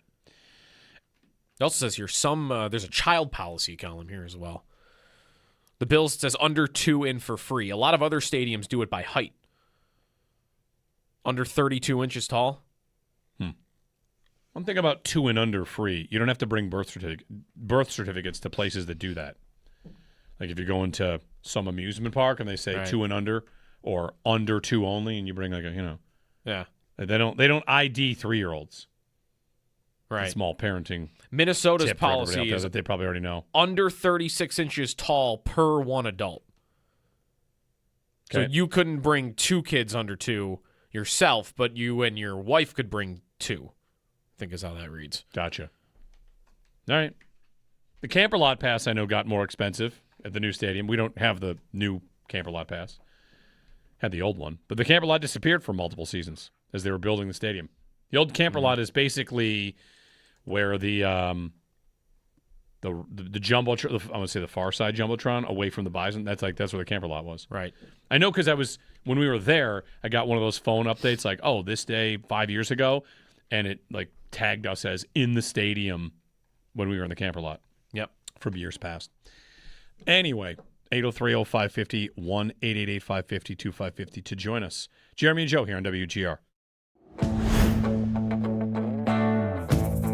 I was thinking about, Joe, a Twitter poll today about comeback player for the Bills. Not in the maybe bounce back player is a better term here. Not like the DeMar Hamlin sense. All right. But who is the Bills' best bounce back candidate? And I started to do the Twitter poll and realized that there were not going to be enough options for the poll. There weren't going to be 4 guys? No, there's like 15. There's too many guys. Well, let me guess. How many did you get to?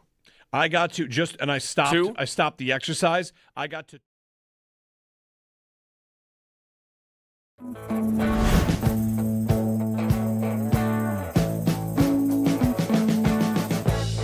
We've been living in sin so long, all the fields are gone.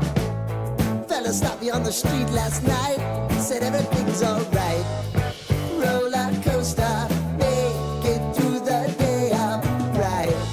It seems your meal ticket is gone, but life goes on. I could never imagine something better. Yeah, right. Now you're cooking on high heat in the middle of the street. Roller coaster, take me to a better time. Let's go.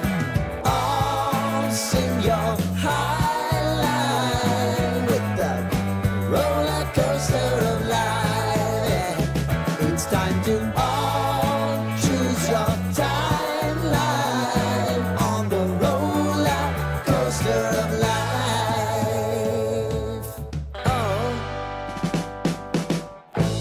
You seem to easily forget how to place your bet.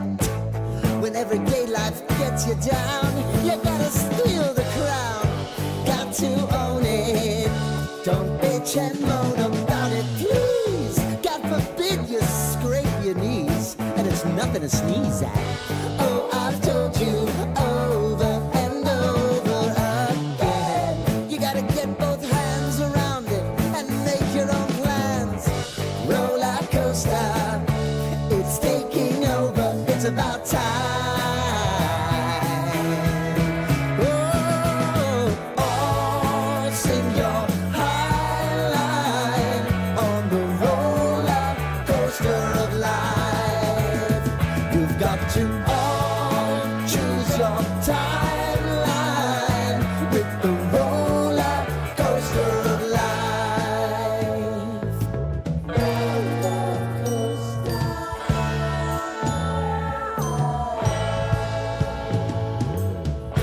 I want to go down the rabbit hole, down the rabbit hole of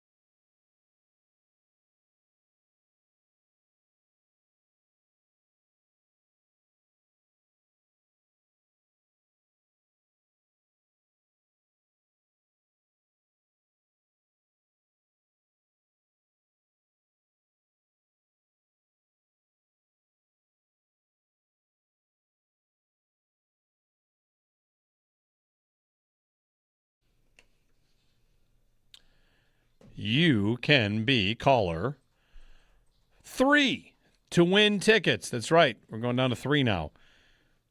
What do you win? Let me tell you. You win 4 tickets for you and your friends to the Country Rising Festival at Outer Harbor Terminal B, Friday, August 28th, featuring Big X, The Plug, Red Farron, and more. Be part of the biggest country moment coming to Buffalo. Caller 3 to 716-221-4WGR. The Erie County Fair starts today. There is one musical act that I'm not going to go to this show, but like it's very much my what do I want to say here? My musical arc. Okay. You know, I know these bands well. Blues Traveler, the Gin Blossoms, and the Spin Doctors. That's right in the... Yeah, that's on Tuesday. I think the Spin Doctors was the first album I ever bought. The first CD I ever bought. Really? As a choose your own, what do you want to buy? It was the Spin Doctors and Dave Matthews' Under the Table and Dreaming. Those are my first 2 albums. That and Now That's What I Call Music Volume 3. Or MTV... no, sorry. Not that. MTV Party to Go Volume 2? Uh-huh. My first 3 CDs. My first would have been Now That's What I Call Music. Yeah, 22. That's what 22. That's what MTV Party to Go was. MTV yeah. Party to Go Volume 2, which featured... I should try to guess these songs before I just look at it. I know it's KLF, 3 a.m. Eternal. Set Adrift on Memory Bliss by PM Dawn. Summertime, DJ Jazzy Jeff and Fresh Prince. Playground by Another Bad Creation. Motown Philly, Boys to Men. All for Love, Color Me Bad. Let's Talk About Sex by Salt and Peppa. CNC Music Factory, Here We Go, Let's Rock and Roll. Now That We Found Love, Heavy D and the Boys. Good Vibrations, Marky Mark and the Funky Bunch, and 3 a.m. Eternal by the KLF. Yeah. I don't know what to say about it. There's also a song here by... CDs, not records? CDs, yeah. I mean, I had tapes before that, but my first CD player... I forgot about tapes. Yeah, right. I can currently get this MTV Party to Go Volume 2 for $1 on eBay. Yeah, I might want to do that. I might want to do that. What's the shipping going to be, though? Good question. But you know what I would do? More than $1. I would put it in the CD player in the car, which I don't know how often you're using CD players, but it's really useful to have a surprise CD in the CD player. So if you ever, the phone isn't working, the Bluetooth, or you're charging the phone and you're out of any rate, just pop a CD on. I'll just pop in Marky Mark and the Funky Bunch. Good Vibrations. How many cars have CD players anymore? I think a lot of them kind of just sneak them in. Sneak them in? You wouldn't even know it. Check if you have a CD player. You might not even know. But are you old enough? How would you not know? Because it's a small little thing there. Like, oh, look at that. I got a CD player. Sometimes the screen pops out and it's behind it now. You don't even know. Did you ever have the joy of knowing someone that had a 6 CD changer in the trunk of their car? Not in the trunk. I think Or did you have one of those ones that was we had a car growing up that had a 6 CD like the magazine of CDs, where it's a big chunk you put all 6. It wasn't the magazine. How'd you put all 6 in? I think you would just put them in one at a time. Load them in, and then you wouldn't actually see them loading in. You would just know I could put the next one in. Now I can put the next one in. Gotcha. I think my wife's car, or her last car maybe, it was in the glove box. Huh. There you go. There was a CD player in the glove box. Yeah.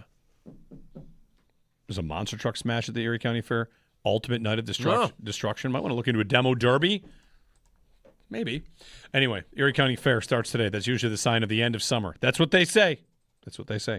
Jeremy and Joe here on WGR.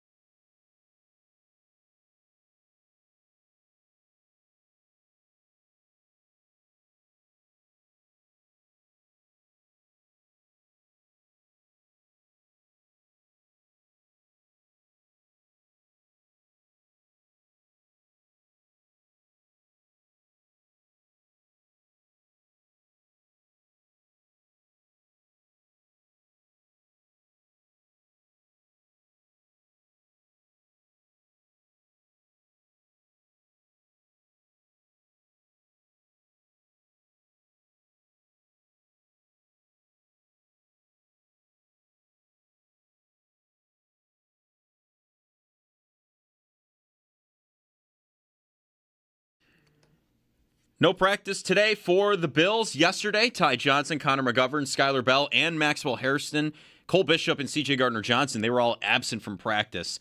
No official update on their status yet. Joe Brady scheduled to speak with the media tomorrow. Jim Leonard spoke yesterday. I think the plan is for guys to play and get a taste of the scheme. As far as I'm concerned, guys are going to go play. To be determined a little bit on how much, but it's going to be exciting for guys to get out there and just kind of let it rip. As they gear up for their first preseason action against the Carolina Panthers at 1 o'clock on Saturday. In case you missed any of it, you'll find it on demand at WGR550.com. Around the NFL,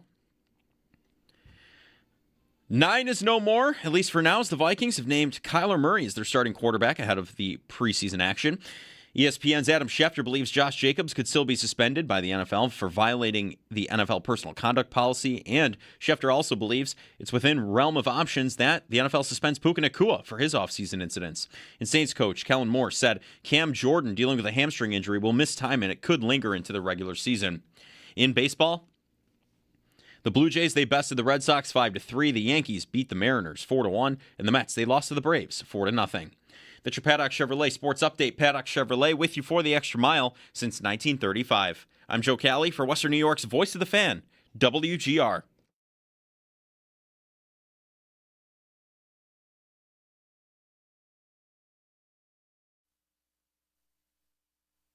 Yeah, it changed, man. You know, Brady, a receiver at heart, bro. He be dissing us, you feel me? He be dissing us, sleek dissing us and stuff. I'm just playing. That's my dog, man.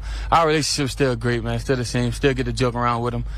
You know, he just got to be on both fields now, so he can't just be around the offense all the time. He got to spend time with the defensive guys, unfortunately. But, you know, that's still our guy. Still love him.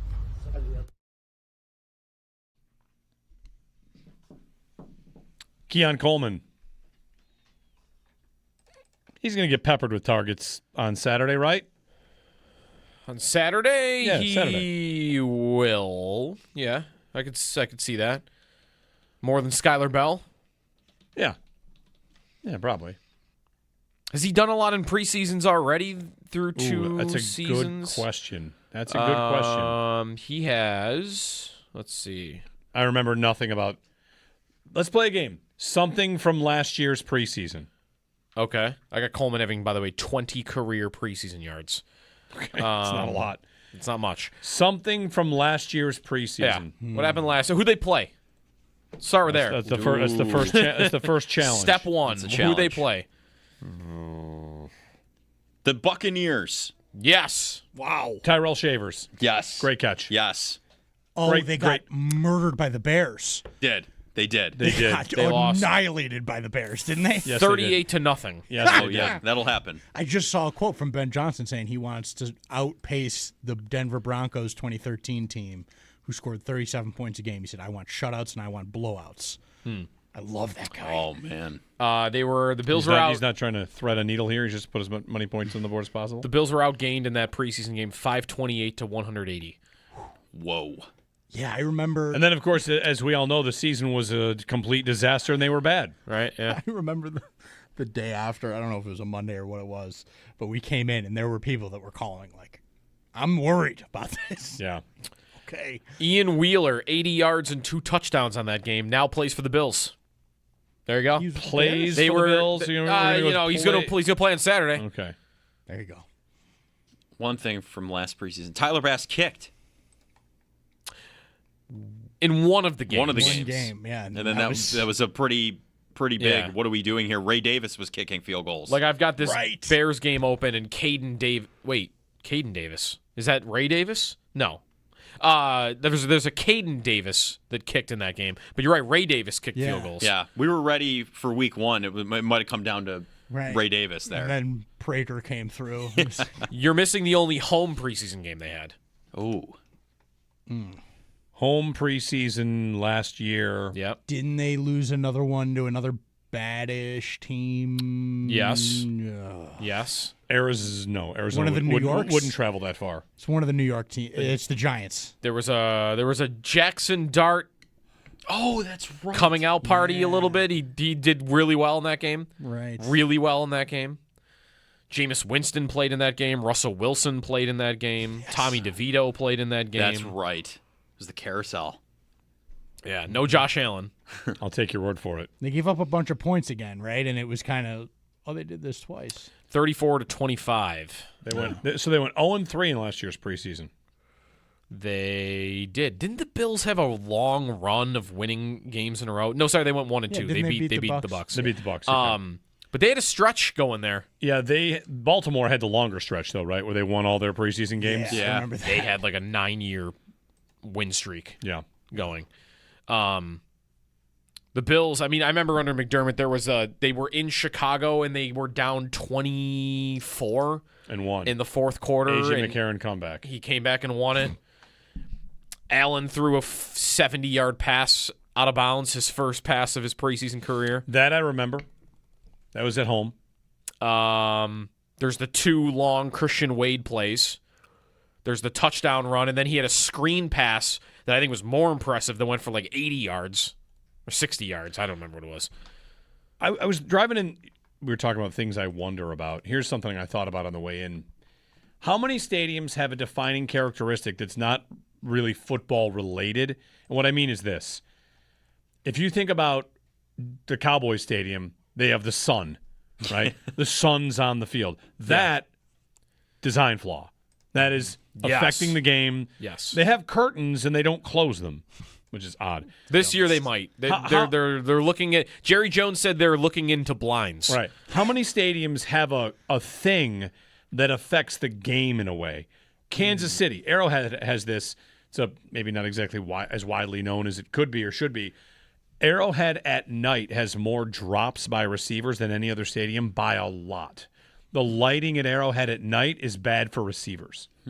I remember that thing. Yep. Tyreek Hill used to talk about that. It's like the hardest place in the stadium to catch a ball at night, Arrowhead. Miami, they bake the away team in the sun. Yes, they do. Right. Yes, they do. That might be more of a feature. That's an advantage. Yeah, right. Right. Are the Bills prepared to do that? Hold on. The rain that came in the other day. Yeah. I think it'll still fall on the sideline, but would snow pile up over there a little bit more? Is the sun going to hit the Bills' sideline and not the other sideline more? I don't. It's not like Miami the same way. You have seasons. No, not with the sun. I think the sun actually, like a 1:00 game, would hit the Bills' sideline. Okay, but I think would you want whenever that in someone December? Yes, you would want that. Yeah. But I think whenever someone is getting wet, everybody's it's going to be on the field. You're going to get wet. Yeah, once you're down there, yeah. Wasn't the lower bowl of the lake side of the stadium dry on Saturday? I do not think the lower bowl was dry. It was because I didn't see people moving. I know there was an angled rain, but I think that the lower bowl got hammered. It could have been my angle. I didn't see the middle of the field lower bowl, but on the left and in the right, I did not see people in the lower bowl moving on our side of the stadium. On the other side of the stadium, everybody was gone. But maybe I'm wrong on that. So... okay, maybe that won't make an impact. Might have just been troopers. Because if that's not making an impact, I don't think you're going to have any advantage based on who's got a sideline where. That rain was pretty intense, by the way, right? Yeah. Yeah. I don't know the next time it'll rain that hard at the stadium. It might. It was like the rain against the Texans a couple of years ago when the Bills won 40-0. That was intense too. Yeah. There was some intense rain against the Colts when they got murdered by Jonathan Taylor a couple of years ago, that same season, too, if I'm not mistaken, or maybe the season before. Yeah.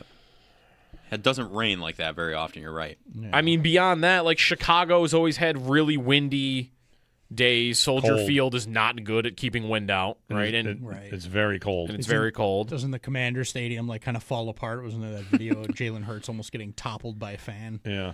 Yeah, because the railing broke. Right. Yeah. Oh, okay. They've got a bunch of issues there. Mm-hmm. That's why they're building a new one. Right. I don't think anything about this stadium will impact the game, though. I guess we'll find out. The right? noise. Like the noise would be the thing. But like last stadium, you would have said this about the wind, right? The wind, like the way it travels into the stadium end versus the tunnel, other end. Yeah, like that was a difference that you needed to know about if you were a special teams coordinator. The Hurricane game against the Patriots, you could really only go one direction. You could go toward the tunnel end, and trying to come the other way was near impossible. And in the game, we kind of figured that out and thought, you better get to work here. You only have one more quarter going that direction. Right. So that will not exist anymore. No.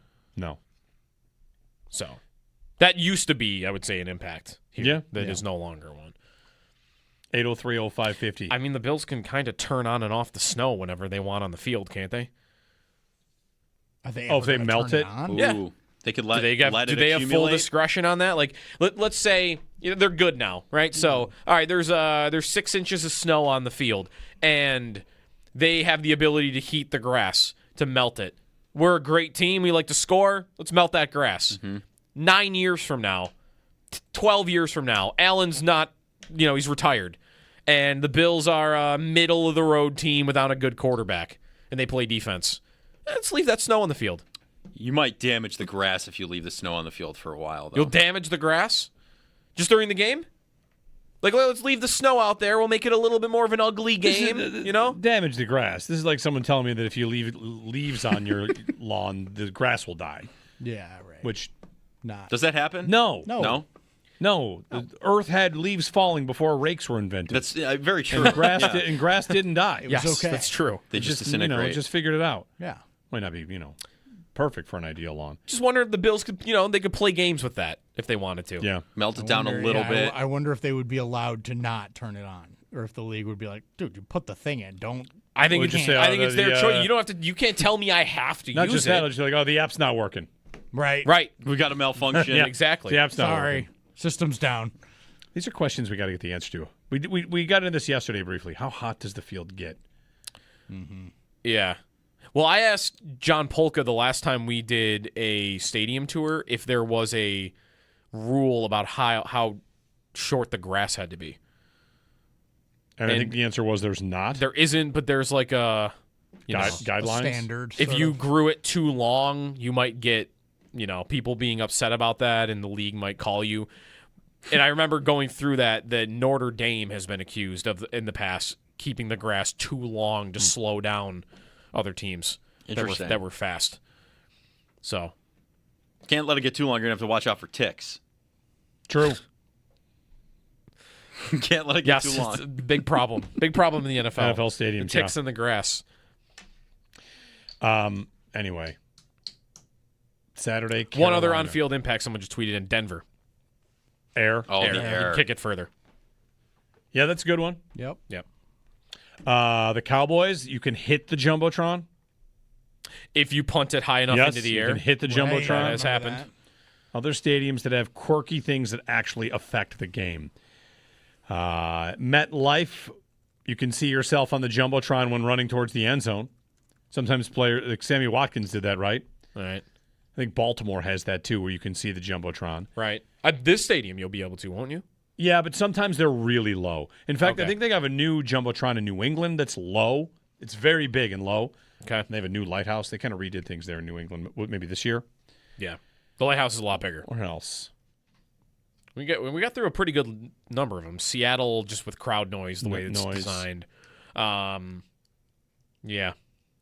I'm just rifling through to think if there's anything else that comes top of mind. Tennessee, no. Lambeau, no.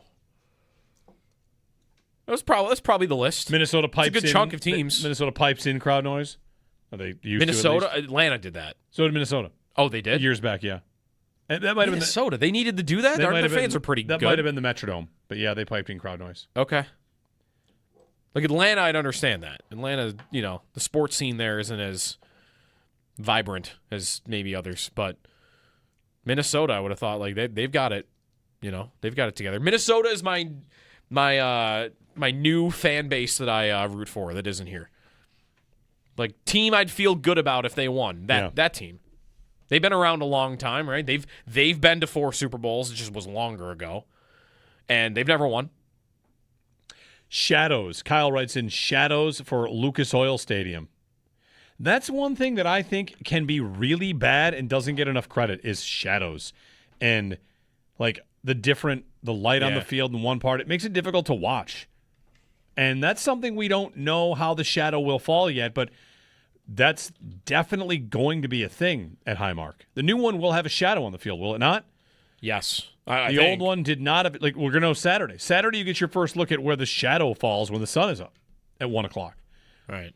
Maybe the canopy is not big enough to cover a shadow over the field, only when it sets. Mm-hmm. But And that can be really annoying on TV. It can be distracting. On TV, was one of the U.S. World Cup games like this? Yes. Where like a third of the field was in the sun, and every time the ball went there, it was like impossible to see it on the screen. Yeah, which one was it? That was maybe in Santa Clara. That sounds like it might be right. I don't remember who they played that day. Maybe that was the Bosnia game? Kyle posted a picture. He tweeted at me a picture of Lucas Oil, and it's like it's dark in a lot of it, and then the one left corner of the field is in lights. So that'll be interesting to see like what that looks like. Yeah, shadows versus the sun at 1 o'clock, 4 o'clock time of day. The orientation of the stadium, maybe it won't be that big of a deal, right? But we've not seen any sort of looks at that.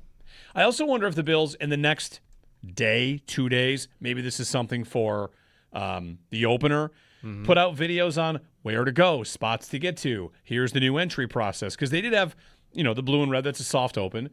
Like, are they going to do more with multimedia? Hey, if your seats are over here, make sure you look at your entry because there's gates for security, and then there's entry 1, 2, 3, 4, 5, 6, 7. Like, on your ticket, I think it tells you which entry.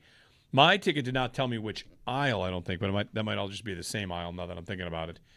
Anyway, just things to help people get used to it. It's going to take some time to get used to it. But Saturday should be fun. Carolina. The Seattle Stadium has sound mirrors, parabolic sound mirrors, acoustic engineering that was specific to the stadium to point the sound back at the field. That's a stadium feature. That's not just the fans being raucous. We designed the stadium for this to be more of a thing. Also, Pittsburgh has an open end zone towards the Ohio Allegheny Rivers, and that creates unpredictable wind. So one end zone in Pittsburgh is more unpredictable than the others because of the design of the stadium. I'm now immediately fascinated and can't wait to see what kind of shadow we get on the field based on time of day. Yeah. And time of year, of course. Right, I was going to say time of year, but Saturday, 1 o'clock. Not that we have a lot of 1 o'clock games anymore, but a good amount. And again, like 4 o'clock games, you're going to get a setting sun, the lights will go on. I'm sure they thought of these things. Yes. They don't play a 4 o'clock home game, though, this season. Oh, really? No. They have a couple away games. Double checking that. Yeah, they do not have a 4 o'clock game. It's only night games and 1 o'clock games. We don't know the Week 18 game yet against the Jets. So I guess that one could. We were talking about the Chargers earlier, and someone pointed out their schedule as having possibly the toughest 7-game stretch in the league of any team, any 7 games. Who? Who does this? The Chargers. Chargers? So they open with the Cardinals and then the Raiders. So if the Chargers are 2-0, which I would guess those games are both at home. Yes. They start at home. Home Cardinals, home Raiders. Here come the 2-0 Chargers into Buffalo in Week 3. Their next 7 games.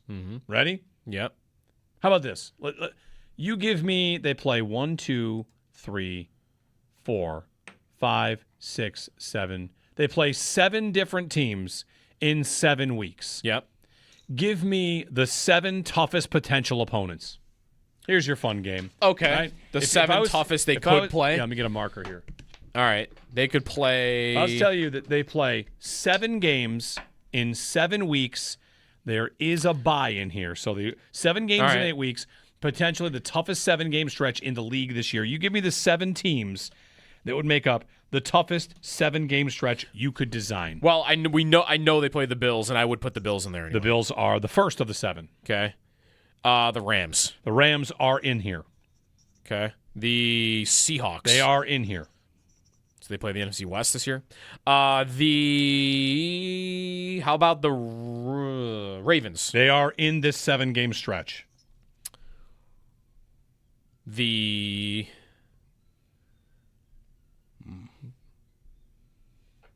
Lions? No Lions. How about Denver? Denver is in this 7-game stretch. Okay. 2 more. New England? New England's not. They play them 2 weeks later. All right. I would say Green Bay or Chicago. Not in this list. Okay, I was going to say, I'm guessing they don't play the North. Mm-hmm.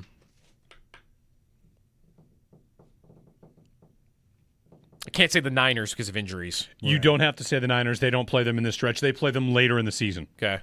When they'll be healthy. Maybe. Hopefully. Houston. Houston is in this stretch. Oh. Wow. That would be, I mean, those are my toughest teams. I mean, Cincinnati maybe, or Cincinnati like I wouldn't say Kansas City, but are they in there? At Arrowhead. Yeah. I was gonna bet that was So gonna be the 7-game stretch for the Chargers. That is a pungent marker, by the way. Yeah, isn't it? Holy cow. That thing, you do not open that thing in there. Oh, and you guys can smell this through the glass. Yeah. Like, did someone light a candle that is scented for Sharpie? The show's going to get real giggly the last half hour. The stretch for the Chargers, 7 games in 8 weeks. At Bills, at Seahawks, Broncos, at Chiefs, at Rams, Texans, at Ravens. Whoa. Maybe you should pick... Home Jets, home Patriots. Those 8 games in 10 weeks. I want to pick them to... You going to fade them? You're picking them to miss the playoffs at that point. All I'm saying is if the Chargers are good, they certainly won't get a but who have you played? Right. No, they will. No, if they make it through that with a good record, the hype's going to be through the roof. After that stretch, they go Jets, nice easy win you would hope for them. Patriots, Bucks, Raiders, Niners, Dolphins, Chiefs, and Broncos again. It might be the toughest schedule in the league. It's pretty nasty. Warren Sharp has it as the 3rd toughest schedule in the AFC. Okay. The only teams with tougher schedules, Miami. Because they play the Bills twice. Good luck to them. And the Patriots twice. And then Houston has a tougher schedule. Okay. But that's it. Who are the Texans' crossover games to be so tough? The Texans will play, of course, they open with the Bills. They play the NFC North, so that's Cincinnati, Baltimore, Pittsburgh. Yeah. They play the AFC South. I don't think the Texans' schedule is tougher. Oh, okay. Mix in Philly, Green Bay, and the Rams. Nope, not the Rams. Philly, Green Bay. I'm looking at it now, Chargers. too, and on the surface, it does not appear to me to be tougher. I don't think it's nearly as bad as that Chargers schedule. Yeah. I know Warren does it by, like, the Vegas win totals. Okay. Because same, I'm looking at it now, and it just doesn't. I guess, like, Jacksonville is on here twice, and when you look at a schedule and see the Jaguars, that doesn't ever come off as a difficult game because of who they've been for 20 years, but that is a difficult game this year. But still, overall. Fade the Chargers? I mean, we just went through a segment earlier today saying don't fade them just because they're the Chargers. But No, then I've again, got another reason. Now that we look at this schedule. Now I've got a good reason to do it. Seahawks and Broncos play on Thursday Night Football this year, and it'll be a throwback. Both teams wearing color uniforms. Orange Crush and the Seattle old school blue. I don't know if they have a name for that blue, but that'll be a good-looking game. Lumen Field. Color versus color. The Seahawks are on Hard Knocks. We have a clip for you. We'll play it maybe tomorrow for parts of shots of audio. The Seahawks are on Hard Knocks, and in one 30-second clip, you got more out of that Hard Knocks than any of the Bills on Hard Knocks. Like in terms of hardcore football stuff, you know, the Bills were ice cream and KJ Hamler's scooter. We saw some McDermott speeches with the practice squad and some good stuff like that. But the Bills was very much like vanilla. And for the Seahawks, I got the coach kicking a guy out of practice and yelling at him. And like you just got some real stuff. Feels like the Seahawks are allowing HBO to do more with it. So if you've been someone that got turned off to Hard Knocks, maybe give it a ring or give it a try with the Seahawks because it looks like it's actually pretty good. 803-0550 if you want to jump in. Jeremy and Joe on WGR.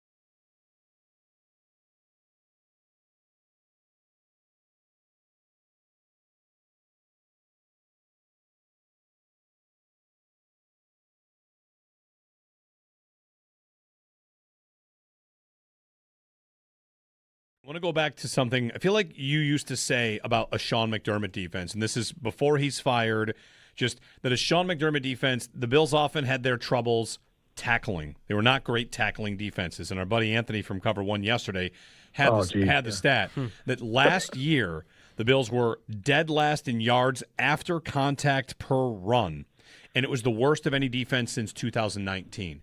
Like, guys would run on this team and run through contact and get Sneaky more Joe yards DiBiase here than any for team Signals gave Gas up since Station. 2019. And, Joe, like, did you ever have a theory on why that was the case? Was that a consistent problem of a McDermott defense? The tackling? Was it design? Was it type of player? And how will that change? Because Jim Leonard brought up the idea that tackling's been an issue, finishing has been an issue. So what are the avenues to make sure that they do move up again from 32nd? They're going to go somewhere. But what did you see that led to that? Yeah, it's a good question, and I think bad tackling's been a characteristic of the defense for a number of years. So I think there are some structural things that lead to poor tackling.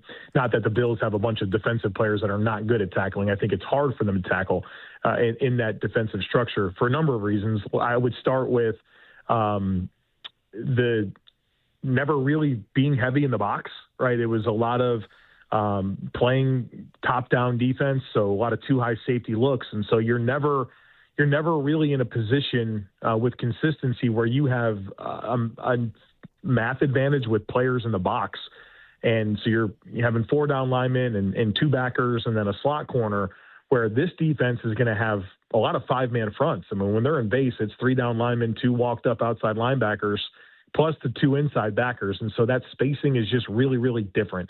There's just a lot more bodies that allows you to get more population to the football.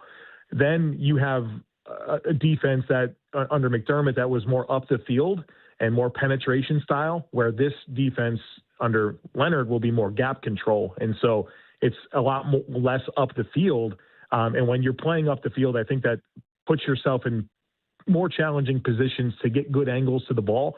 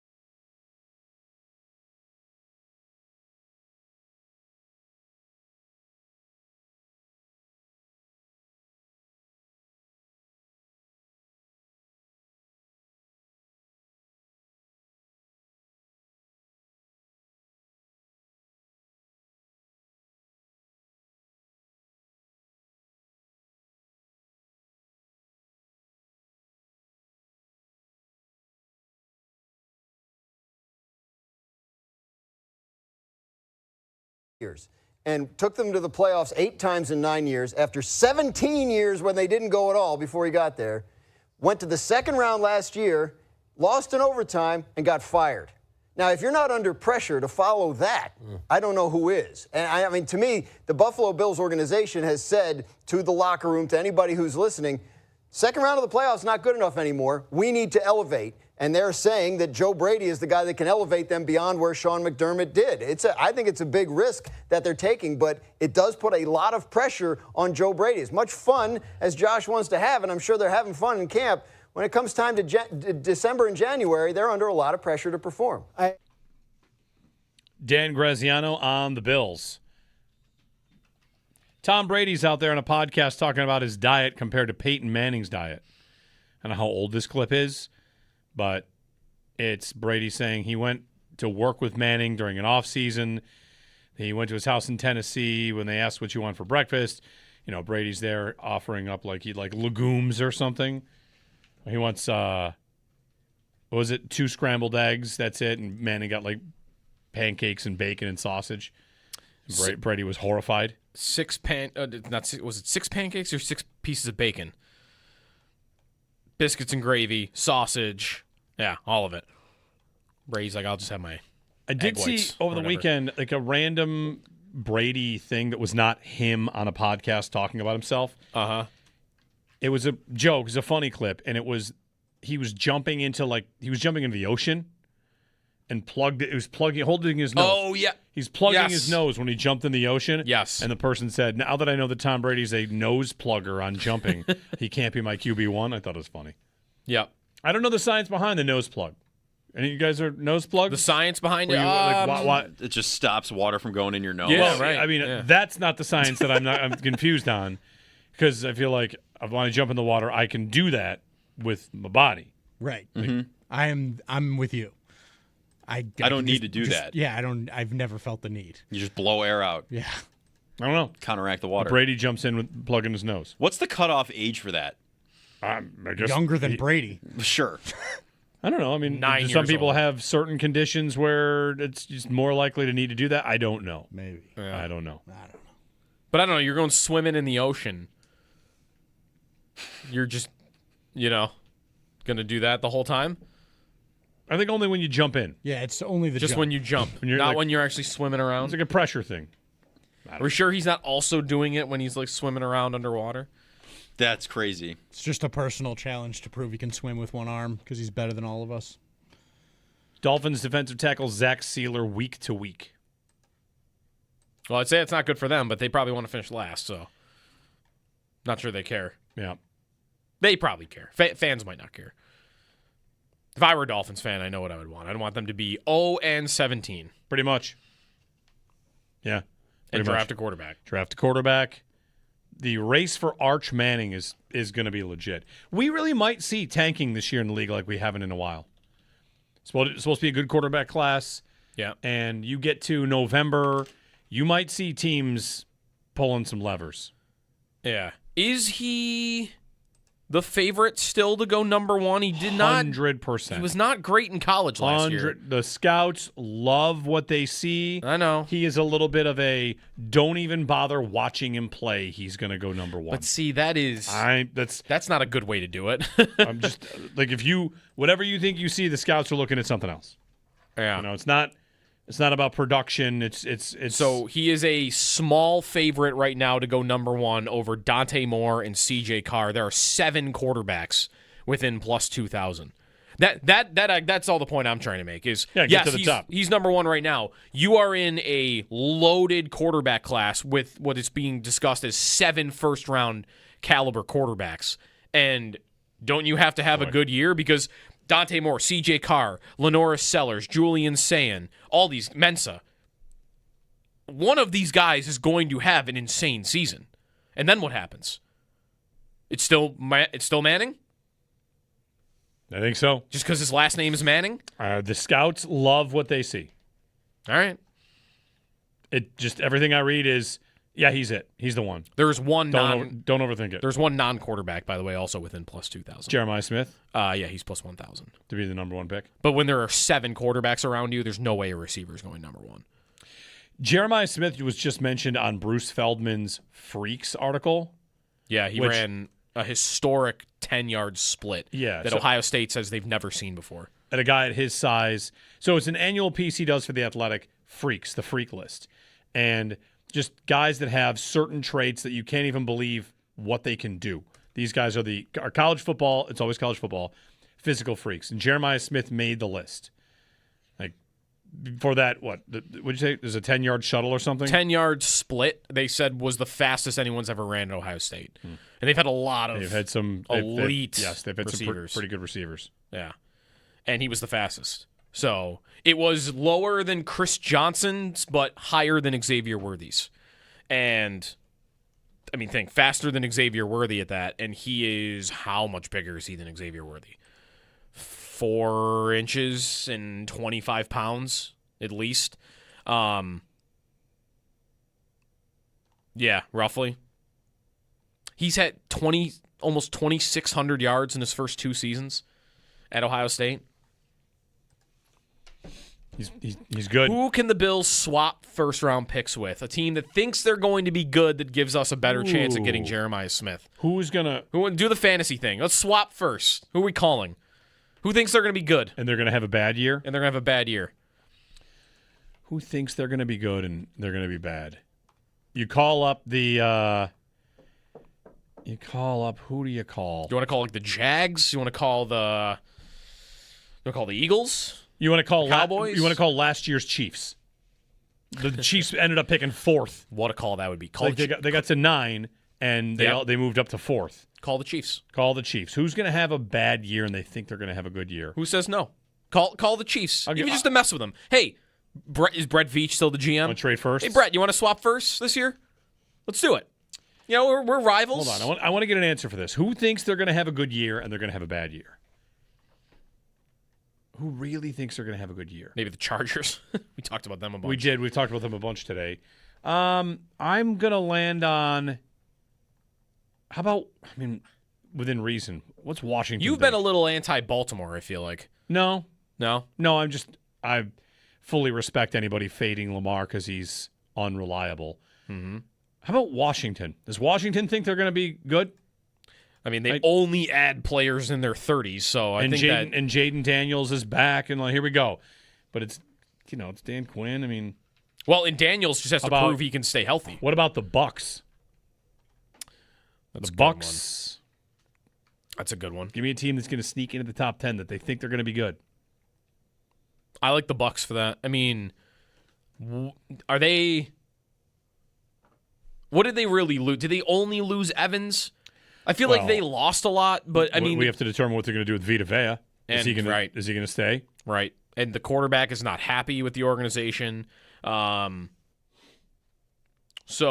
okay, I kind of like the Bucks for that too. If the Chiefs would be my team. If the Chiefs think they're going to be great this year again, all right, let's see. You think last year was a fluke? Let's bet on it. Because I want to bet it wasn't a fluke. I want to bet the previous year was a fluke. Not last year. Last year, I think, was closer to reality. So take your bet. Kansas City, you're going to pick in the top 10 again? Boy, if they picked in the top 10 twice. Also, how dare we? Pittsburgh thinks they're going to be good. The Steelers think they're going to be good. Yeah. And one of these years, no Tomlin, maybe? How old is Rodgers? Is he 43 now? That sounds right. Neighborhood. Yeah, give me a bet on them to finally be bad. They're old on defense. Pittsburgh's a good bet on this. Imagine Pittsburgh, though. They're bad finally. First time they're bad. High?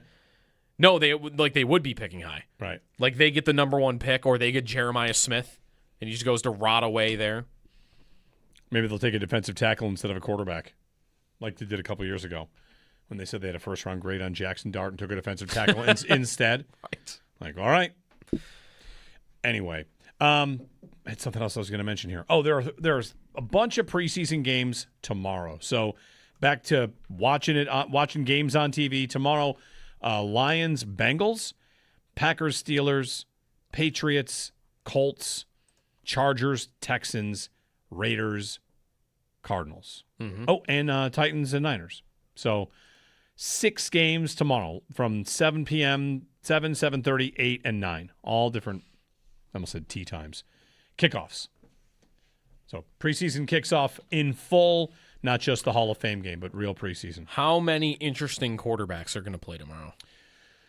Any? I don't know each of these teams' plans, right? Burrow last year, they played him. It was a point. Yeah. I think Cam Ward will play. Okay, I like right? that. I would like to watch some Cam Ward. I would like to watch Cam Fernando Mendoza will play. Like that. Arizona, you get Carson Beck again, who was very good in their opener. Sure. And past that, Tyrod is the Packers' backup. Not that he's interesting for this. Who else? Does anyone else have no, everyone else is veterans, right? Yeah. Indy doesn't have an interesting backup. Yeah, you named Cam Ward would be the one for me. I want to see if he's good. There were some film guys that really liked him last year, and he did not get support. And now that he's got Dable, and they made a couple line additions, and Carnell Tate and Robinson, watch that. I want to buy on Cam Ward is going to be a good starting quarterback in the NFL. So he'd be the one I'd want to watch the most. Trey Lance is the Chargers backup, but I think we're probably done thinking about him. You would think so. So, wait, the Colts are on tomorrow's list? Yes. Anthony Richardson, who wants to be traded. So, showcase. We're going to all see if he can see. I guess so. Why not play in the whole game? Play in the whole game if you're Indy. It's not a bad idea. Showcase the fact that he can see. Yeah, right. He's got a vision issue with an eye injury. How did that happen again? Did he get... does that stem from him getting hit with a punt in warm-ups? An elastic stretching band attached to a wall malfunctioned and snapped and hit him in the face. Orbital bone fracture and vision impairment. What was it? An elastic? It was in the locker room before a game against the Cardinals, pulling on a thing, and it came undone and hit him in the face. Okay. Missed 2 months. Wow. That's some rotten luck. Yeah. And that's in addition to he got hit in the head with a punt and got a concussion? Because that happened last year. Warm-ups before a game, he got hit in the head, and it knocked him out. Maybe not literally, but it knocked him out of the game. This dude is cursed. Yeah, maybe don't bring him near your team if you're looking for a quarterback. Unless he's going to absorb all of the curses and protect your quarterback by doing that. He's the black hole of just gravitationally pulling in all the bad luck. I don't think it is looking back on him, he was not consistent at all. No. Horrible completion percentage. But isn't the reason it ended that early because of him pulling himself off the field? He had a winning record in the only year he played. They were winning games. They were scoring points while he was winning games. He wasn't, again, consistent, but then he pulled himself off the field and bam, it's over. If he doesn't do that, is he still playing? He's not still playing, right? He would have played his way off the field. But that was why they did it when they did it. I don't think it's, that's being hidden. He pulled himself out of a game, bam, he's not a starter anymore. And he clearly wasn't good enough to ever come back from that. Extendo Sports coming up, and we'll hand you off to Zach and Derek on the Extra Point Show here on WGR.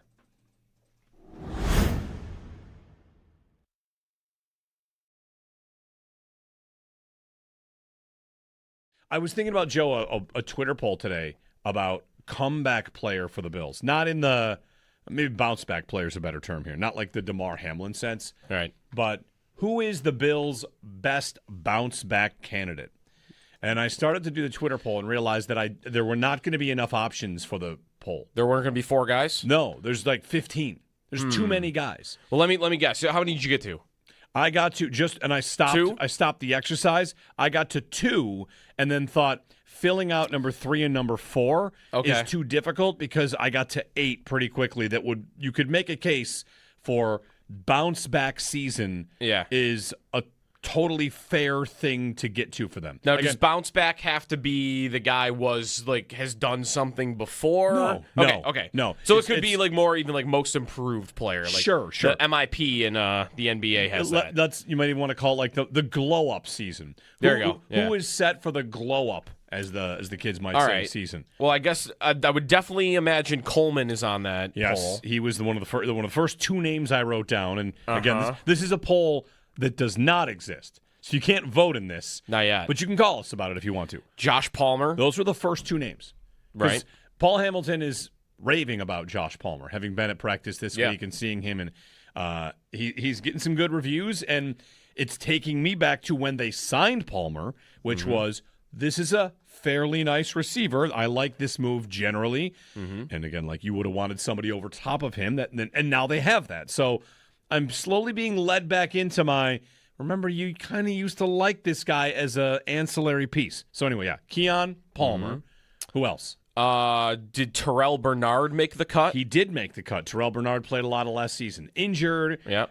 He was not very good when he was on the field. No, that's right. That's right. It was a bit of a liability in a lot of ways, and a lot of it was maybe we're not getting the full Terrell Bernard. So, yes, he's on the list. Tyler Bass? Tyler Bass is on the list. He did not Even play though he missed at all. Yeah, the whole season.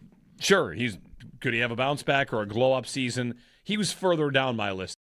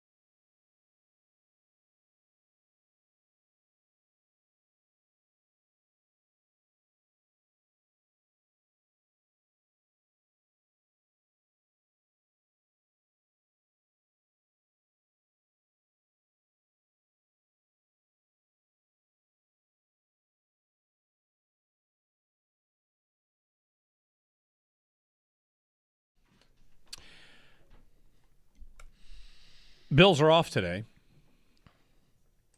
Yeah. Maybe get an update from Joe Brady tomorrow on.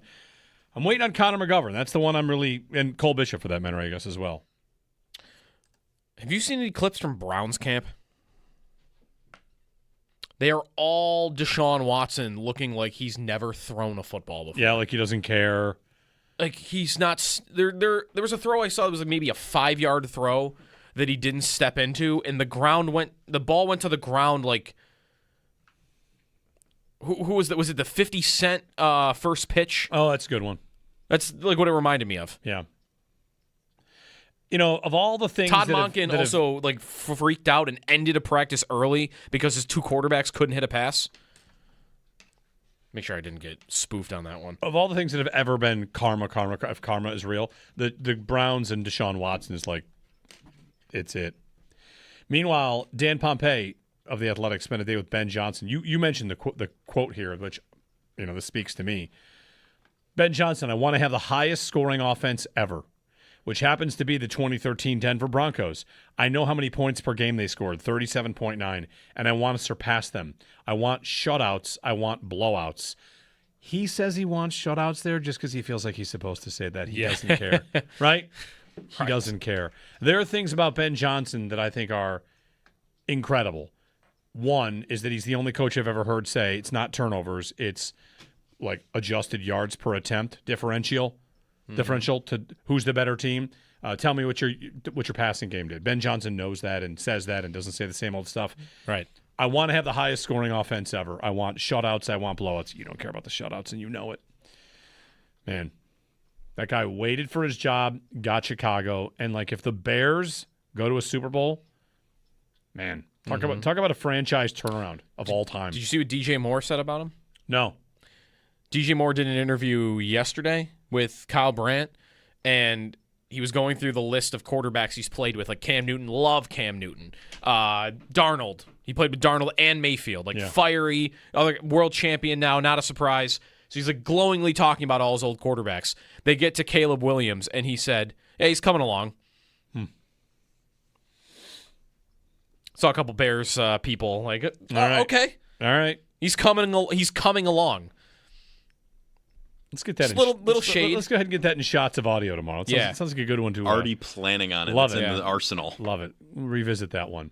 Okay, the average NFL team now is worth $9.3 billion according to Forbes. Sportico's valuations. Yeah, they started in 2020. $9.3 billion. The average NFL team. We're back tomorrow. Thanks for listening, texting, calling, and all that good stuff. Have a great day.